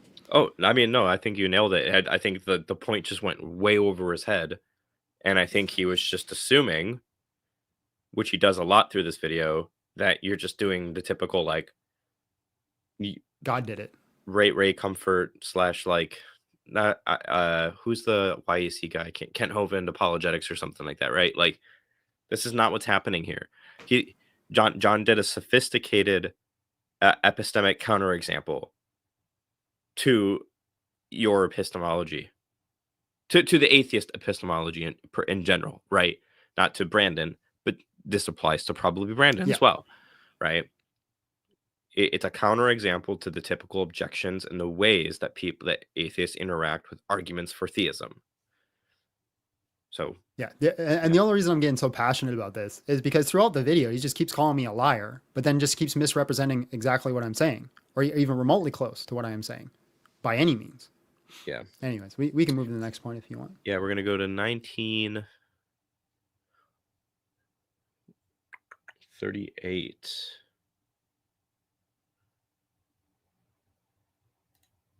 Boom. This is the first of a couple arguments for God, not a specific God, mind you, which is still going to be incredibly problematic. I almost feel like we shouldn't contend with this at all. It's not problematic. Oh my gosh. Because it's not what he's actually trying to sell. He's selling Jesus, and Jesus does not get proved by the contingency or the cosmological argument. And as far as arguments for God go, it's okay, but it's not. You said I was allowed to swear? Yeah, just not the big keep ones. it Christian. No it shit, biblical. Sherlock. The contingency argument doesn't get to the Christian God? Congratulations. You want a cookie? We all know this, right? The teleological argument doesn't get to the Christian God? Congratulations. We also know this. I know this. I knew that when I was writing the script for the video. Go ahead. Keep playing. Philosophers know that. Brandon, I actually really want to know this. Like, have you read any atheist philosophers or agnostic philosophers like Oppie, Draper, Sobel, any of these guys? Because if you have, can you like, I'd love to know where any of the academics use this line of objection. You won't find it. Why? Because it's bad for many reasons. One of the reasons is in the previous few timestamps that we did. Just atheists, give this up, dude. I don't understand how this is still around. Okay, we'll keep going. Sorry. Yeah, uncontested. Tons of philosophers. What, John? Goes to 20, I think. Oh, okay. Next one. Okay, Oh, so wait, I could just say my point then. Okay, so yeah. So the reason that it's like, no kidding, I'm not giving an argument specifically for Jesus. Here's why I'm not giving an argument specifically for Jesus. If you're under the impression that it is logically impossible for God to even exist in the first place, and then I show you an argument, say for example, the death and resurrection of Jesus, I give you all the data, you're still going to reject it, right? So there's a problem like everybody's, I think, just needs to you don't even have to do a course. Just look up the word epistemology on YouTube and just watch it, because it's the study of knowledge. It's the study of like, why do I believe what I believe in the first place? For me to even remotely get you into the category of Jesus, because you are right, I am selling Jesus at the end of the day. I have to bridge the conversation with, is even God logically possible in the first place? Not only is it just logically possible, is it the best explanation? So we start with things like, this is how I do the argument. This is my argument, right? Contingency argument. We need a necessary being. To get past this arbitrary and ad hoc of things of it just must be, we see order in the universe. We have teleological. So then we have some sort of mind that would derive this. And then how do we know it's the Christian God? Well, then I'd say, well, how would this God reveal himself to us? And then we can look at the death and resurrection. So yes, it has nothing to do with the Christian God at this point, because at first we have to bridge that gap. Amen. Argue that PSR, what he referenced, the principle of sufficient reason, is not obvious. It's already working within a conclusion. We also don't know that infinite regresses are nonsense. I get why it feels weird, turtles all the way down and all of that. I really get that. But special pleading a stopping point at your particular God, which is what you have to do, doesn't solve it. Whether it's from complexity or contingency or anything like that, if you just have to say at some point that everything needs a cause, if it's so complex, or everything must have an explanation if it exists, then you have to do that with the thing you stop at arbitrarily, your God. But you don't. That is the definition of special pleading. No, my God's outside of space and time. Oh, how convenient. And that to me is more ridiculous than infinite regress. And then even if something necessarily exists. Brandon, I got $1,000 for you if you can point out in my video where I made an argument for problems with infinite regress. Again, point. Got $1,000 on the line for you, bro. If you can point out any point where I talked about infinite regress being a problem, right on the table, my friend, because I don't argue for the problem of infinite regress. I have an argument for contingency, which doesn't matter. You can have an infinite regression, but you still need an explanation for the totality of contingent things. You can't just say, okay, we have an infinite amount of contingent things. Those contingent things still require an explanation. So if we're talking about the totality of the individual contingent things, you need some sort of necessary thing that explains all of that. It can go back infinitely. It still doesn't solve the problem. I didn't bring up infinite regress at all. I haven't brought up the argument for infinite regress in a long time. Some people will ask me about it and I'll give out an explanation on arguments that I used to use, but it's not in my form of argumentation. And so this is how I know I'm not going to call you dishonest, because I'm just going to think you were not smart enough to get it. That's what I'm going to call, that you just didn't understand what I was saying. Dan? Yeah, I mean, I don't remember where exactly he says it in this video, but at some point he just says that you're parroting all the typical apologist arguments. Yeah. And I'm just like, the irony there is palpable, because all he's doing is actually like parroting the standard Reddit atheism objections, and not understanding that while we're within the same categories of arguments that other low tier apologists will use, these are much more sophisticated versions of the arguments that are not special pleading. They're not doing anything that he's saying you're doing. And I just find it super ironic that, like, the thing that he's accusing you of doing is the thing that he's doing himself. Yeah. It just feels like more gaslighting and projection. Like, and one thing I want to point out too, before I forget, he also kind of makes a vague reference to the PSR and says there's some things that are problematic with it. And yeah, I know there are different models of the PSR. Now, if you want to deny principle of sufficient reason, go for it. Good luck. You're going to have a lot of problems implementing the scientific method at this point if you're just going to deny things that need an explanation. Because if you could simply just get away with your argument of like, oh, the universe just is, it doesn't need an explanation. Why should I believe that? Right? You can state it as a possibility, and it might be possible. It might just be the fact that there's just brute fact necessary universe and just is the way it is. I think there's problems with that, but let's put in the wheelhouse of possibility. Why should I believe that? Go ahead, then. No, even if it's possible, it just doesn't mean that automatically that's a defeater to any theistic hypothesis at the end of the day, right? If this was a good way of arguing, fine. You know what?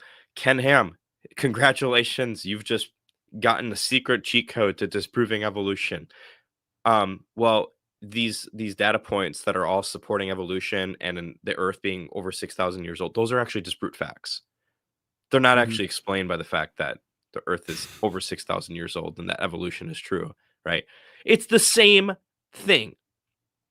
It doesn't save you because that's clearly a bad argument. So why is it a bad argument there, but not a bad argument when the atheist wants to do it? Show me the relevant difference. Again, for the audience too, the point that John was making with the infinite regress thing is this: when it comes to contingency arguments, you can allow for an infinite chain of contingent things, where one contingent thing explains something else and explains something else and explains all the way to infinity, right? And let's just say, for sake of simplicity, it's an infinite chain of tabby cats. I can still ask the question, why do I have an infinite chain of tabby cats and not an infinite chain of green balls? Right? There's going to be some sort of more fundamental answer to that question.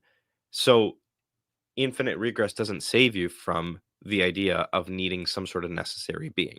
That was the point that John was trying to make. Yeah. Freaking. Okay. 2140. I think we're almost at the point where I'm going to let you kind of run the show here. When we get to historical reliability, I'll let you take over. And then again, aside from all of that, if we just give it to him, if we play the game like he's saying, you can have it. Do you not see it as the biggest leap ever to go from necessary something to God to Christian God? Yikes. But next we're going to get the fine-tuning argument. Yes. Yes, it is the biggest leap ever, Brandon. It is the biggest leap ever to go from necessary being to Christian God. It's almost as if I say in my video, this gets you a necessary being, and then I say, well, what does that mind look like? And then we go into the teleological argument. It's almost as if the contingency argument wasn't the totality of my argument, Brandon. So yes, it is the biggest leap ever to go from a necessary being to the Christian God. Congratulations. Do you want a cookie? That's exactly what I was saying. Okay. That's it. Just going to the next timestamp. Go look up the anthropic principle. Of course, we observe a life permitting. Oh, this is fine tuning. I was like, okay, yeah, okay. Yeah, we're shifting to fine tuning now. What does this go to? 25. 23, 23 to universe. 25. If it weren't, we wouldn't be here to notice it. And that will sometimes lead people into multiverse conversations. Maybe there's tons of universes that came into being for a split second, but the ratios were off and they imploded or whatever. We wouldn't know about that. Maybe there's other universes with even better conditions that make life way easier for its inhabitants. And yeah, that's speculative, but so is God did it. So again, if we're already jumping these leaps of logic, let's talk about all the other possibilities instead of always concluding God and the specific God you want. That's just a couple examples. Also, it's been noted that there is an overstating of the fine-tuning of the universe, that there could be some changes in constants to higher variables than are stated that would still result in life permitting. It might look different, right? Like it's just, that's what it is. It's so small-minded. For someone that gave that example of walking into the forest and see no deer and making a conclusion, being on this one earth at this one time, looking out at the data that we just very recently have about the universe and saying, see, so perfect, could only be because of X. And then that X, of course, always being God and a specific God, is small thinking. We've made that same mistake even locally. Take a pause. All right. Do you want to say first? No, I'll follow up with anything that it's your show. All right, so it's your show. I'm just the guest. I'm just ranting. All right, so I'll just read my notes on this one, and then I'll touch on it as we go. So it's almost like you're not listening to what I'm saying. You're just making assumptions based off what other people have said. You completely ignored the part where I'm using this argument in conjunction with the contingency argument. Contingency gets us a necessary being, then fine tuning, showing us that necessary being designed the universe not because it is life permitting, but because it is specifically tuned. I'm not even like, yes, it does the fact that it's life permitting. And yeah, I can understand how you would think that's what I'm saying in that video. So I probably could have been a little bit clearer on that one. I'll own up to what I'm saying. But what I'm talking about is it's specifically tuned. It's specifically designed to go a certain direction. Now, it could have been tuned a different way where it's more life permitting. It could have been tuned a different way where it's less life permitting. And you made a reference to those constants. You said, well, those constants aren't as vague or as narrow as they are. They are vague and narrow if you take into consideration that number could be an infinite number, right? Like, I think it's like the strong nuclear force is something like 50 something. I forget what it is. Mm-hmm. But like the strong nuclear force is 50 something. You're like, that's a big number. Well, not into the sense of like a bajillion, where it could be in a bajillion different. So the fact that we have some sort of design and some sort of force means that it has to be pushed in some sort of direction. It can't just be arbitrary, have ad hoc limits, unless again, you wanted to deny the PSR and just say, well, it is the way that it is because it is, right? We need some sort of explanation. Well, with the universe we have, what don't we see? We don't see this necessary being. Let's say if this necessary being doesn't have mind, we would see planets popping out of existence. We'd see some be square, some be circles, others be triangles. We'd see unicorns just flying through the sky. We'd see elephants popping in there because there is no limitations to this necessary being's power creating the universe. But for some reason, we have some sort of limitation. We have some sort of guiding properties that get this specifically tuned universe. And if we changed it, it would be drastically different. Right. And again, it's a small amount when you consider the size of changes that we could do. So we have something that is putting it in these guidelines. And the fact that it is tuned for life suggests to me that, yes, we would expect some sort of mind to put us in this direction. Do you want to add on to that? Yeah. I don't think he understands the argument again, because your argument is not that the universe is fine-tuned perfectly for life. Because he inserted that word, I heard it, and to me that seems to imply perfection, as in like, there's no space for death or pain or anything like that. No, the argument is really simply put this way: there is a minuscule range of potential possible worlds that the laws of nature occupy a life permitting range. The probability of a universe in that life permitting range is much higher on the condition that God exists than the condition God does not exist. Very simply put. So the anthropic principle is not an objection to the argument.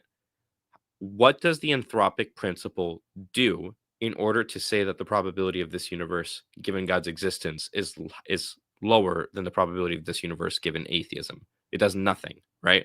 If it did, then all of a sudden the anthropic principle in essence would work when you're trying to argue, for instance, that person X did murder A, or whatever you want to say. Like the anthropic principle could work as an objection to almost anything, right?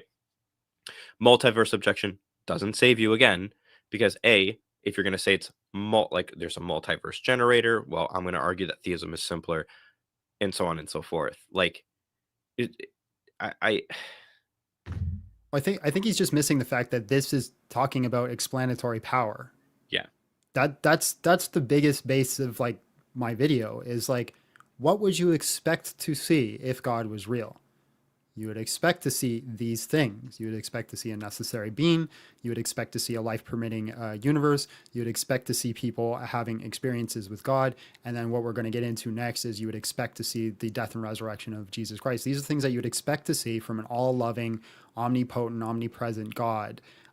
If atheism was true, you would not expect to see these things. Now, is it possible that just by chance we have some sort of brute fact and the universe just is this way? I'll grant it. I'll say it's possible. But I don't see a reason to believe that, and I don't see why that's the best explanation for the things that we have in this universe. Amen, brother. All right, so it looks like we're going to get some gospel stuff. Especially Christian scholars, that the Gospels were not anonymous. This is not consensus among New Testament scholars. The mainstream consensus is that the Gospels were anonymous when first penned. These are no internal. Oh, sorry, go ahead, John. No, that's it. You go ahead. Internally anonymous, Brandon. It's not the same thing as strict anonymity. I think you're going to have to explain it to him. He's not going to understand that. I have to cough. I'm feeling really sick all of a sudden. Just give me a second, John. Can you take over? Yeah, sure. So, yes, the consensus is that there's an eternal anonymity, right? That within the Gospels, they never penned, I, John, wrote this. I, Matthew, wrote this. I, Luke, wrote this. I, Mark, wrote this. There's an eternal anonymity. Anonymity. I live in what was that from Finding Nemo? I live in a anonymity. Anyways, internally, yes, that is the consensus view. There actually isn't a consensus view on whether, if not, we know who the authors are. And I give an argument for why we think we know who the authors are. There's a lot of scholars who argue for original authorship and that we know. For Wes Huff was one of them, has risen to popularity. Richard Bauckham is another one. Brant Petrie is another one. Paul Rhodes, Gregory Boyd. Like there's a whole scholars, biblical scholars that say we know who the original authors were. So there's this conflation that happens. Consensus viewpoint, they say it's anonymous, so therefore we don't know. No, they are written as if like I, John, didn't write this. But that doesn't mean that the culture didn't know who the authors were. Right. This is literally just like my dad can beat up your dad. Energy. The original text circulated without author names attached. No evidence. No, for they this. didn't. Where is your evidence for this? You're just parroting Bart Ehrman now. But where is the evidence for this hypothesis, Brandon? Where is it? Bart Ehrman said so. And those titles. Yeah, Bart Ehrman says so. That he's talking about, like according to Matthew, were only added after this kind of fourfold gospel collection was starting to gain some traction. Where is the prove evidence? Prove it. Which scholars put at likely the 2nd century. If you want a... No, that's not where most scholars put it. So there is no real consensus right now on gospel dating, because there's a lot.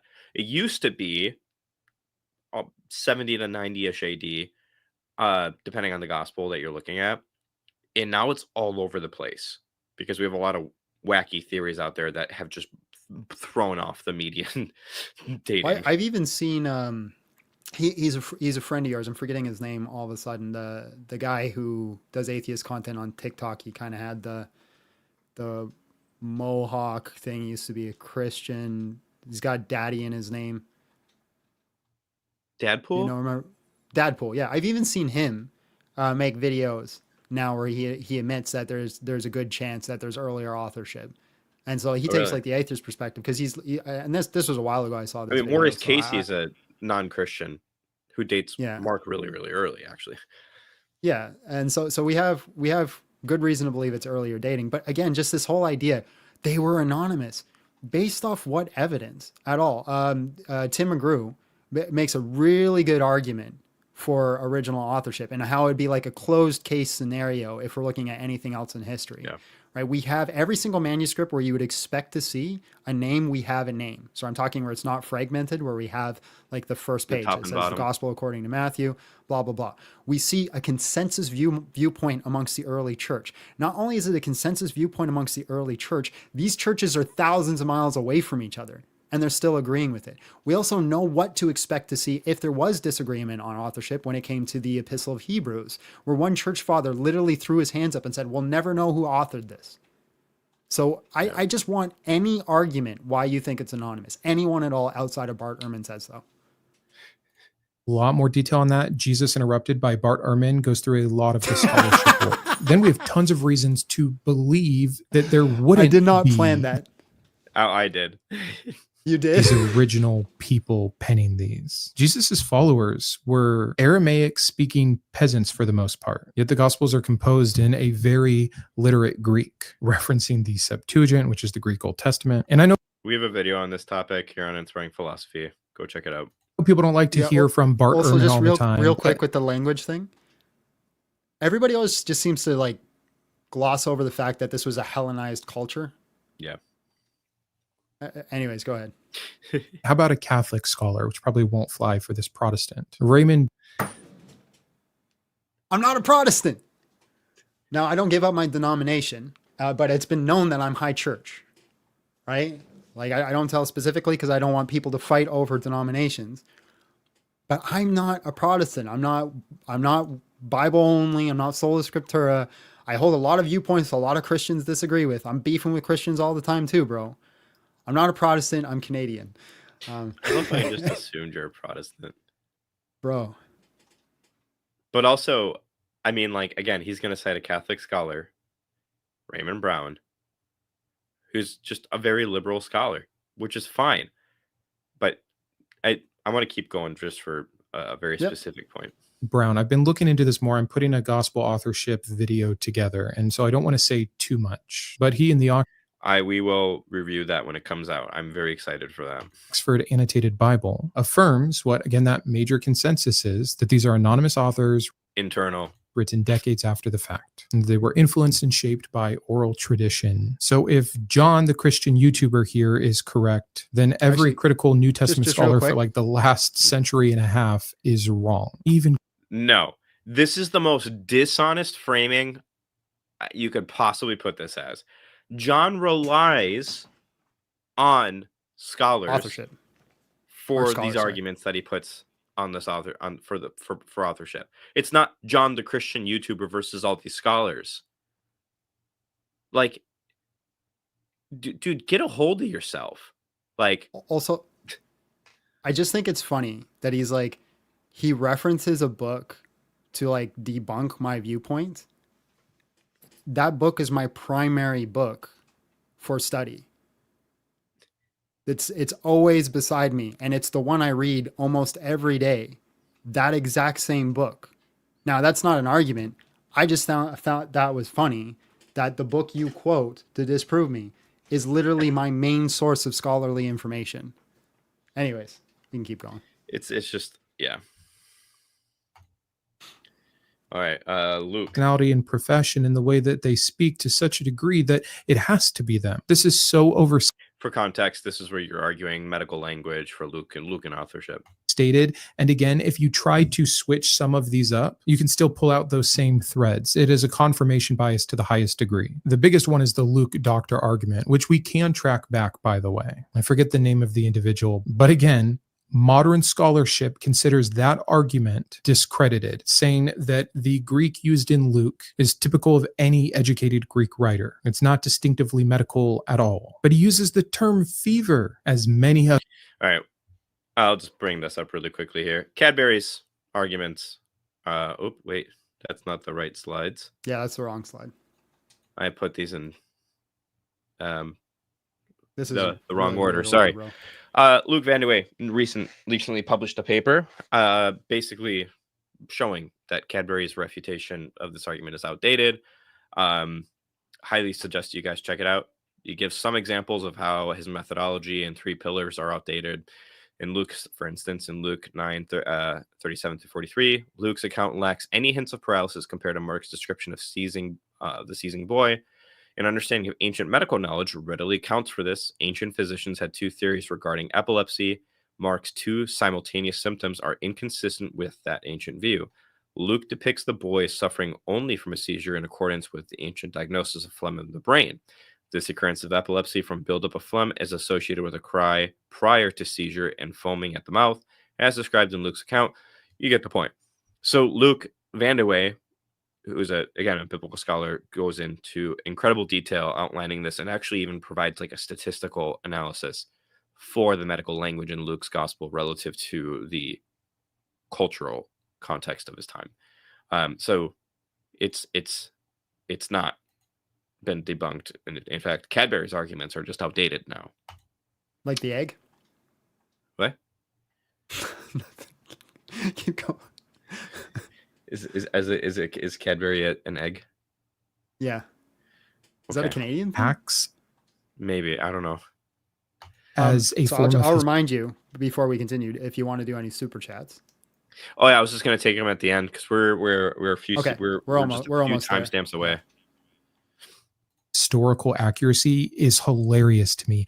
Acts might be one of the books we know is definitely fiction more than all of the others. See my video on Acts, I get into some of that, but there's been so much work done on this. It is by far the closest one to being fan fiction, which is exactly the opposite point that he's making. Are there true historical things documented in Acts? Sure. Do I need to give the Spider-Man example where you read the comics and there's real street names in New York? That doesn't make the more exaggerated claims truthful. It is such a fallacious argument. Like the connection that's trying to be made. Oh, can he just name any of the fallacies I use? He just keeps saying it's fallacious arguments. I'd like to know which fallacies he thinks I'm using.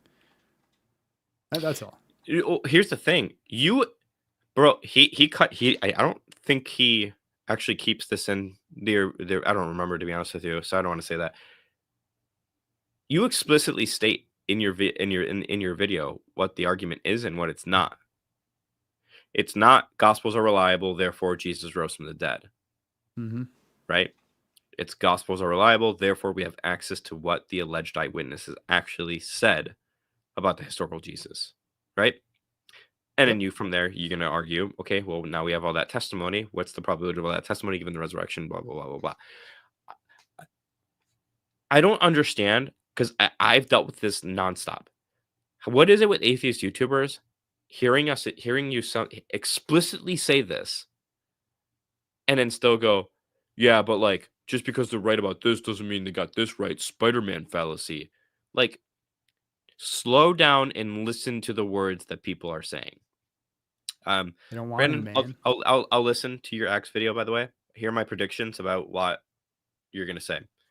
Contradictions, late dating, arguments from silence. Probably going to mention something about Acts correcting Paul, and that's going to be a problem, because if Acts is correcting Paul, then it couldn't have been Paul, a traveling companion of Paul or anything like that. And then something about anonymous authors. That's my prediction of his video. We'll see.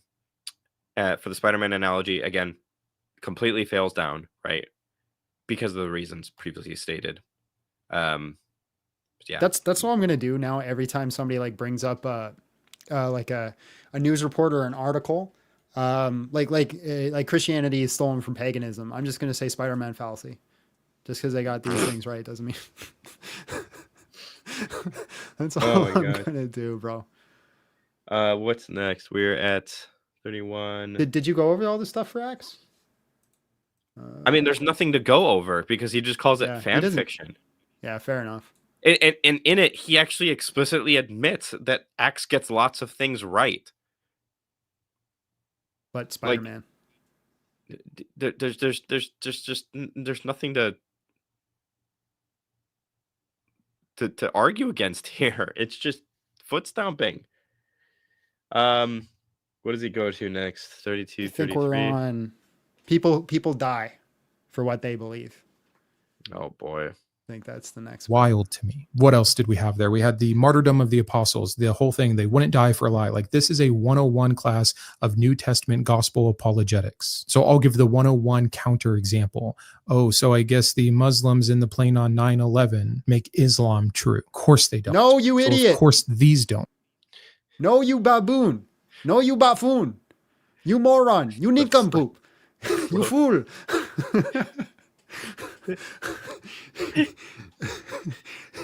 What people dying for something doesn't mean that what they believe is true. It means they believed it. What did they believe?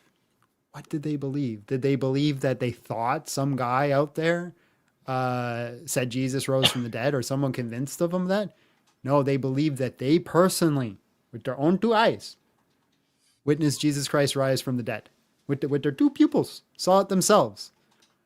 And so they were willing to die on those claims. And it's not the claim that they all died, right? We can confirm maybe three, right? Peter, Paul, and James. And there's argumentation against James, whether it was actual martyrdom. But Peter and Paul, I think that'd be pretty hard to argue against. Now, one thing scholars collectively agree on, seems how you like consensus, they were willing to. Well, what were they willing to? Again, like I said at the start, just because we could say it's reliable doesn't mean Jesus rose from the dead. Just because they believe that Jesus rose from the dead doesn't mean he rose from the dead. But what do they believe? I have to ask that question. Right? They believe that they personally saw Jesus rise from the dead. So your analogy towards the 9/11, well, what do they believe? They believe that if they die, they go to Gehenna and they get 72 virgins. Now, I know that 72 virgin thing is whatever, but the Gehenna thing is true, right? If they die in martyrdom, they go to heaven. Well, how could you be convinced of A, and how would you be convinced of B? So my question for you is, how would you convince somebody that they personally witnessed somebody rise from the dead and then sat and talked with them for 40 days? That's my question. How would you convince them of that and it also be a lie? Yup. Of order at this point, but let's look at this slide that he put up. Most popular Jewish names among Palestinian Jews. Not my slide. Wes Huff's slide. Scholar's slide. Anyways, go ahead. But a Christian apologist scholar, so he's lying. Oh, yeah. He's a 330 Christian BC scholar. to 200 AD, so to the end of the 2nd century. I have no problem admitting that our gospel accounts, though written decades after the fact, were still within the first 200 years. So it's not surprising that they got these names right. And he disqualifies a different gospel that didn't make the canon as definite fan fiction because it gets the names wrong because it was written in the 3rd century. That all makes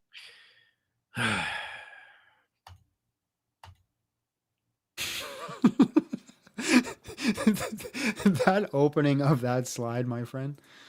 Why? Just the attitude. I could feel it all the way here in Canada. Brandon, how are you going to sit here and like do this intellectual high ground? John doesn't even look at these arguments and doesn't actually look at the scholarship, blah, blah, blah, blah, all this other stuff, and like not actually even try to like research the data that John's pointing to. It's okay. Luke Vandewey and Jason Wilson a few years ago had published this paper on onomastic congruence. It's an update to the slides that John posted, so it like totally fair on that end. Because John, you used Baucham's old stuff, and Wes Huff is using Baucham's stuff. Like the updated scholarship from a few years ago, though, is Luke Vandewey and Jason Wilson's paper here. And they've done a chi-squared goodness of fit test on the Gospels and Acts, and the basic idea is that it's not just pertinent to dating the Gospels and Acts; it's also pertinent to the genre, right? When you look at the statistical analysis, what you'll end up finding is that the Gospels and Acts fit.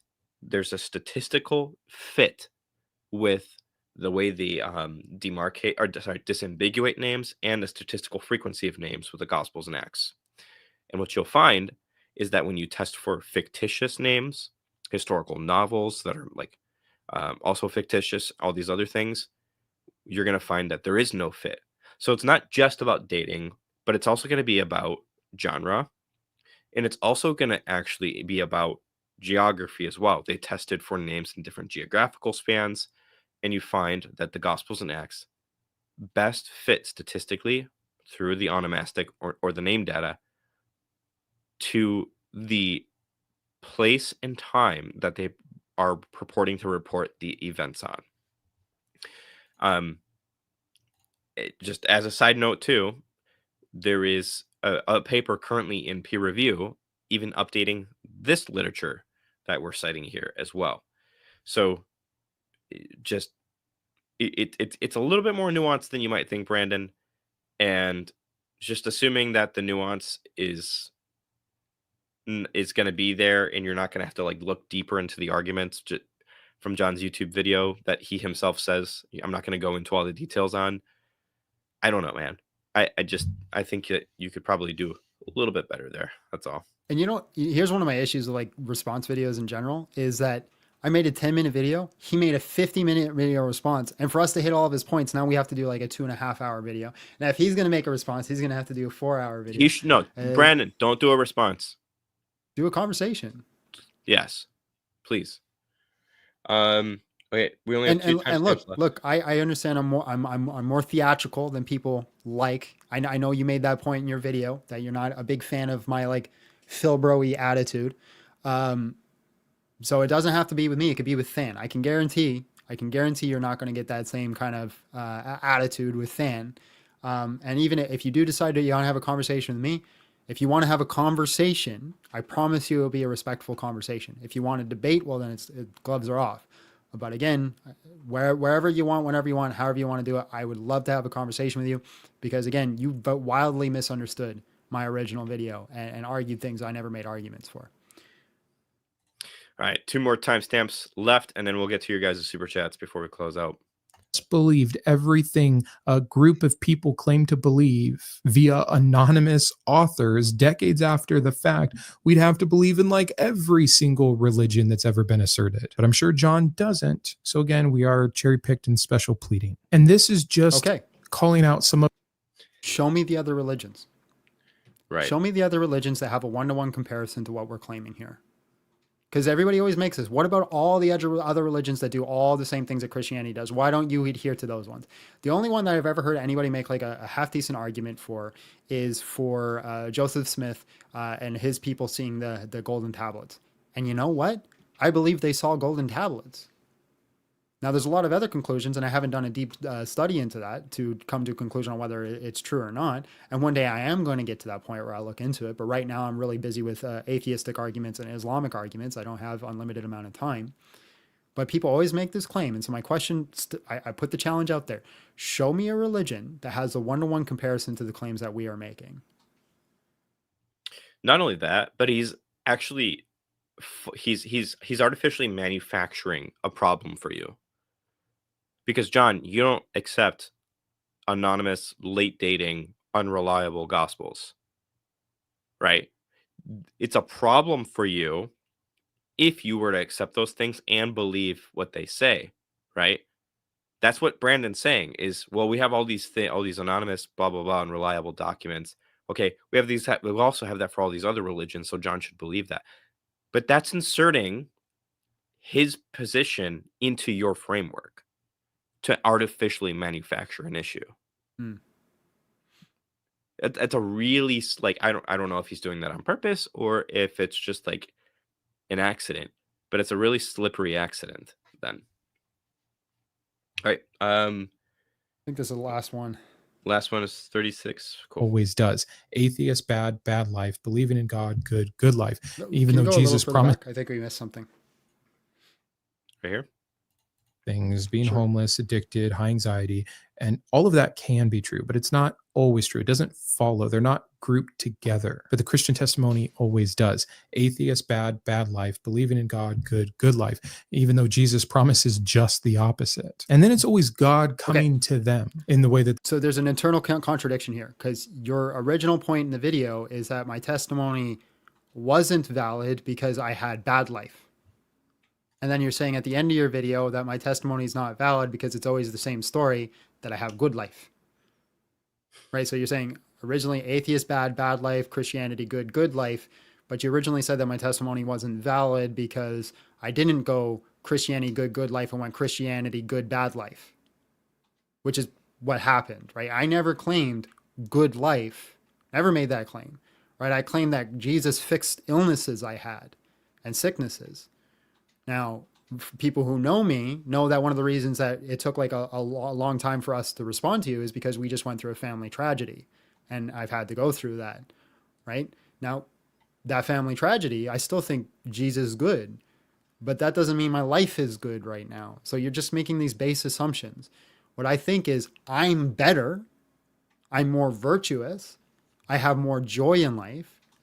But if you're measuring it on a utilitarian kind of view, no, it hasn't improved on a utilitarian point of view. It's improved on a virtuous type of view. And that's because of the love of Christ. I am a better person because of him, but that doesn't mean my life overall is just better. Now, God does grant certain blessings, but sometimes God gives certain things in trials and tribulations too. And I never made the claim that believe in Jesus and you'll win the lottery. Right. All right. Let's get to your guys' super chats. John, are you satisfied? Probably a million things I forgot to say, but That's okay. I'll get mad about that. Brandon, later. talk to us. Talk to John. I'm happy to moderate. I'm a really good moderator. I can just play Minecraft while. Actually, I could probably. Anyway. Yeah, let's do it. All right. Clive, thank you for the super chat. Have you guys seen the trailer for the game Gate Zero? Might be something to look into and possibly live stream and releases. I have not. But I will look into it. I don't have money to afford video games either. So if we live stream it, yeah, it could be fun though. I think this is on yours, John. No. Yes. This was from your stream. Law of Excluded Middle. I don't know what it's referencing to. Yeah, but thank you. Brenham, you the goat.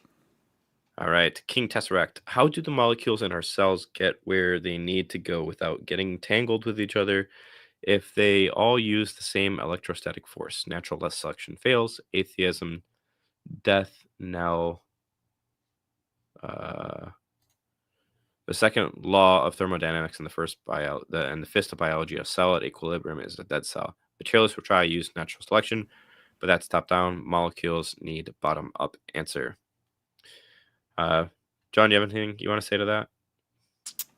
Nope. Okay. I mean, thank you for the super chat, King Tesseract. We here at Inspire, we typically just accept evolution. I'm agnostic on evolution. Fair enough. All right. I don't think I've ever heard an objection to theism that didn't involve straw manning. I want to be fair to atheists because there's lots of atheists out there that their objections don't commit these problems. Yeah. Which is why I'm pointing to those atheists whenever we respond to like people like Mindshift or any other atheists that do this. I think Alex O'Connor is really good at understanding the opponent's viewpoint. Does he do it perfectly all the time? No, but I think there's times where he has a job and he's trying to win the job, and I think there's times where he's engaging genuinely. So why would an atheist try to deconvert others if their worldview ends in nihilism? Then by their own logic and any reason they give is in vain. Based off of the research that I've done, there's a strong correlation between atheism and political motivations. So that at least for the moment, based off some of the research that I've been doing, it seems like that is the best explanation as to why. John, anything? They want more people with blue hair. Oh, jeez. Okay. From your channel, John, $10 super chat. P66 from Egypt, Clement of Alexandria, Irenaeus of Lyons, and the Diatessaron all agree on who wrote the Gospels at the same time. Given disagreement, yes, we know the original authors. Like I said, Tim McGrew, he made the argument, right? If you look at anything else in history and compare it when we're looking at authorship, it's a closed case. But for some reason, because it's historical studies and biblical studies are not the same thing. It's not in the same wheelhouse. For some reason, there's different criteria when making conclusions about the Bible than there is in just historical studies. So like, if we were to look at it from just a historical perspective, the door would be shut. We would say, yeah, these are the authors. But I don't even know why we're fighting about it, because who cares? Like I don't know if it would change my viewpoint if the authors were anonymous. Like it kind of helps, I guess, a bit with Matthew and John. So I could say, yeah, it might probably change my viewpoint if it wasn't Matthew and John. But Luke and Mark, like, I don't really see why that's like a hill that atheists want to die on. It just seems to be like, it just seems to me that there's a lot of atheists in the world that want everything that Christians believe to be false. So if there's anything that we argue in a positive, they just want to say it's negative. Oop, wait, skip one. The idea that Christians from Spain to India all added the same four names to every gospel manuscript without error is absurd. Yeah. Telekinesis. Way more probable than some dude raising from the dead. But the Spider-Man fallacy, trust me, bro. Yeah, pretty much. Holy smokes, is that guy serious? Brandon, if this was an elaborate joke, it'd be a great one. You got us, man. That was good. Do you ever notice that deconstruction guys and Protestant pastors all have the same voice? They have that long, stretched out vowels that just kind of stretch into things. And if you notice, and this is problematic, and they all talk like that. Have you noticed that, or is it just me? No, I don't pay attention to that kind of stuff. So okay, it's just me then. I'm sure you're right. It's just I typically just don't pay attention. That's all. Urinating broom. Thank you. When these people hear the word God, they think of some weird particular thing. It's better to avoid the word God until the very end, when the attributes of the inferred ground of being are clear. I mean, it depends on how you're doing your argument. If you're trying to like make inferences to the particular properties and go that route of natural theology, maybe. For me, I state God as a hypothesis to explain some data, and so I have to use the word God. But if you're kind of going to contingency, like stage 1 and stage 2 route, then yeah, I would agree. John, you got anything on that? No, I was only half paying attention. All right, John, thank you for coming on for this. Brandon, if you're listening, have a discussion with John. Look how good looking he is. I think honestly, I think if we could have a discussion, I think it would be fruitful. Yeah. Again, if you want to debate, we can debate too. We can even do it formal on any of these topics, the ones that we talked about. But if you just, even if it's on your channel, if you just want to bring me up and you just want to try to catch me and school me, I'd be more than happy to do that too. Because I think it'd just be better. Because I just have these issues with response videos in general, is that both people end up speaking past each other. You called me a liar, I called you an idiot. And that's probably not fruitful on either one of our ends. So it'd just be best to just sit and talk about what we disagree on and why. Yep. Somebody said Than sounds like he needs a nap. I'm really sick. So I'm looking good. I'm looking forward to signing off and going to bed. Damn, John, the lighting is amazing. I worked hard on it. He has this really nice feature in his room where the lighting reflects off of his pale skin.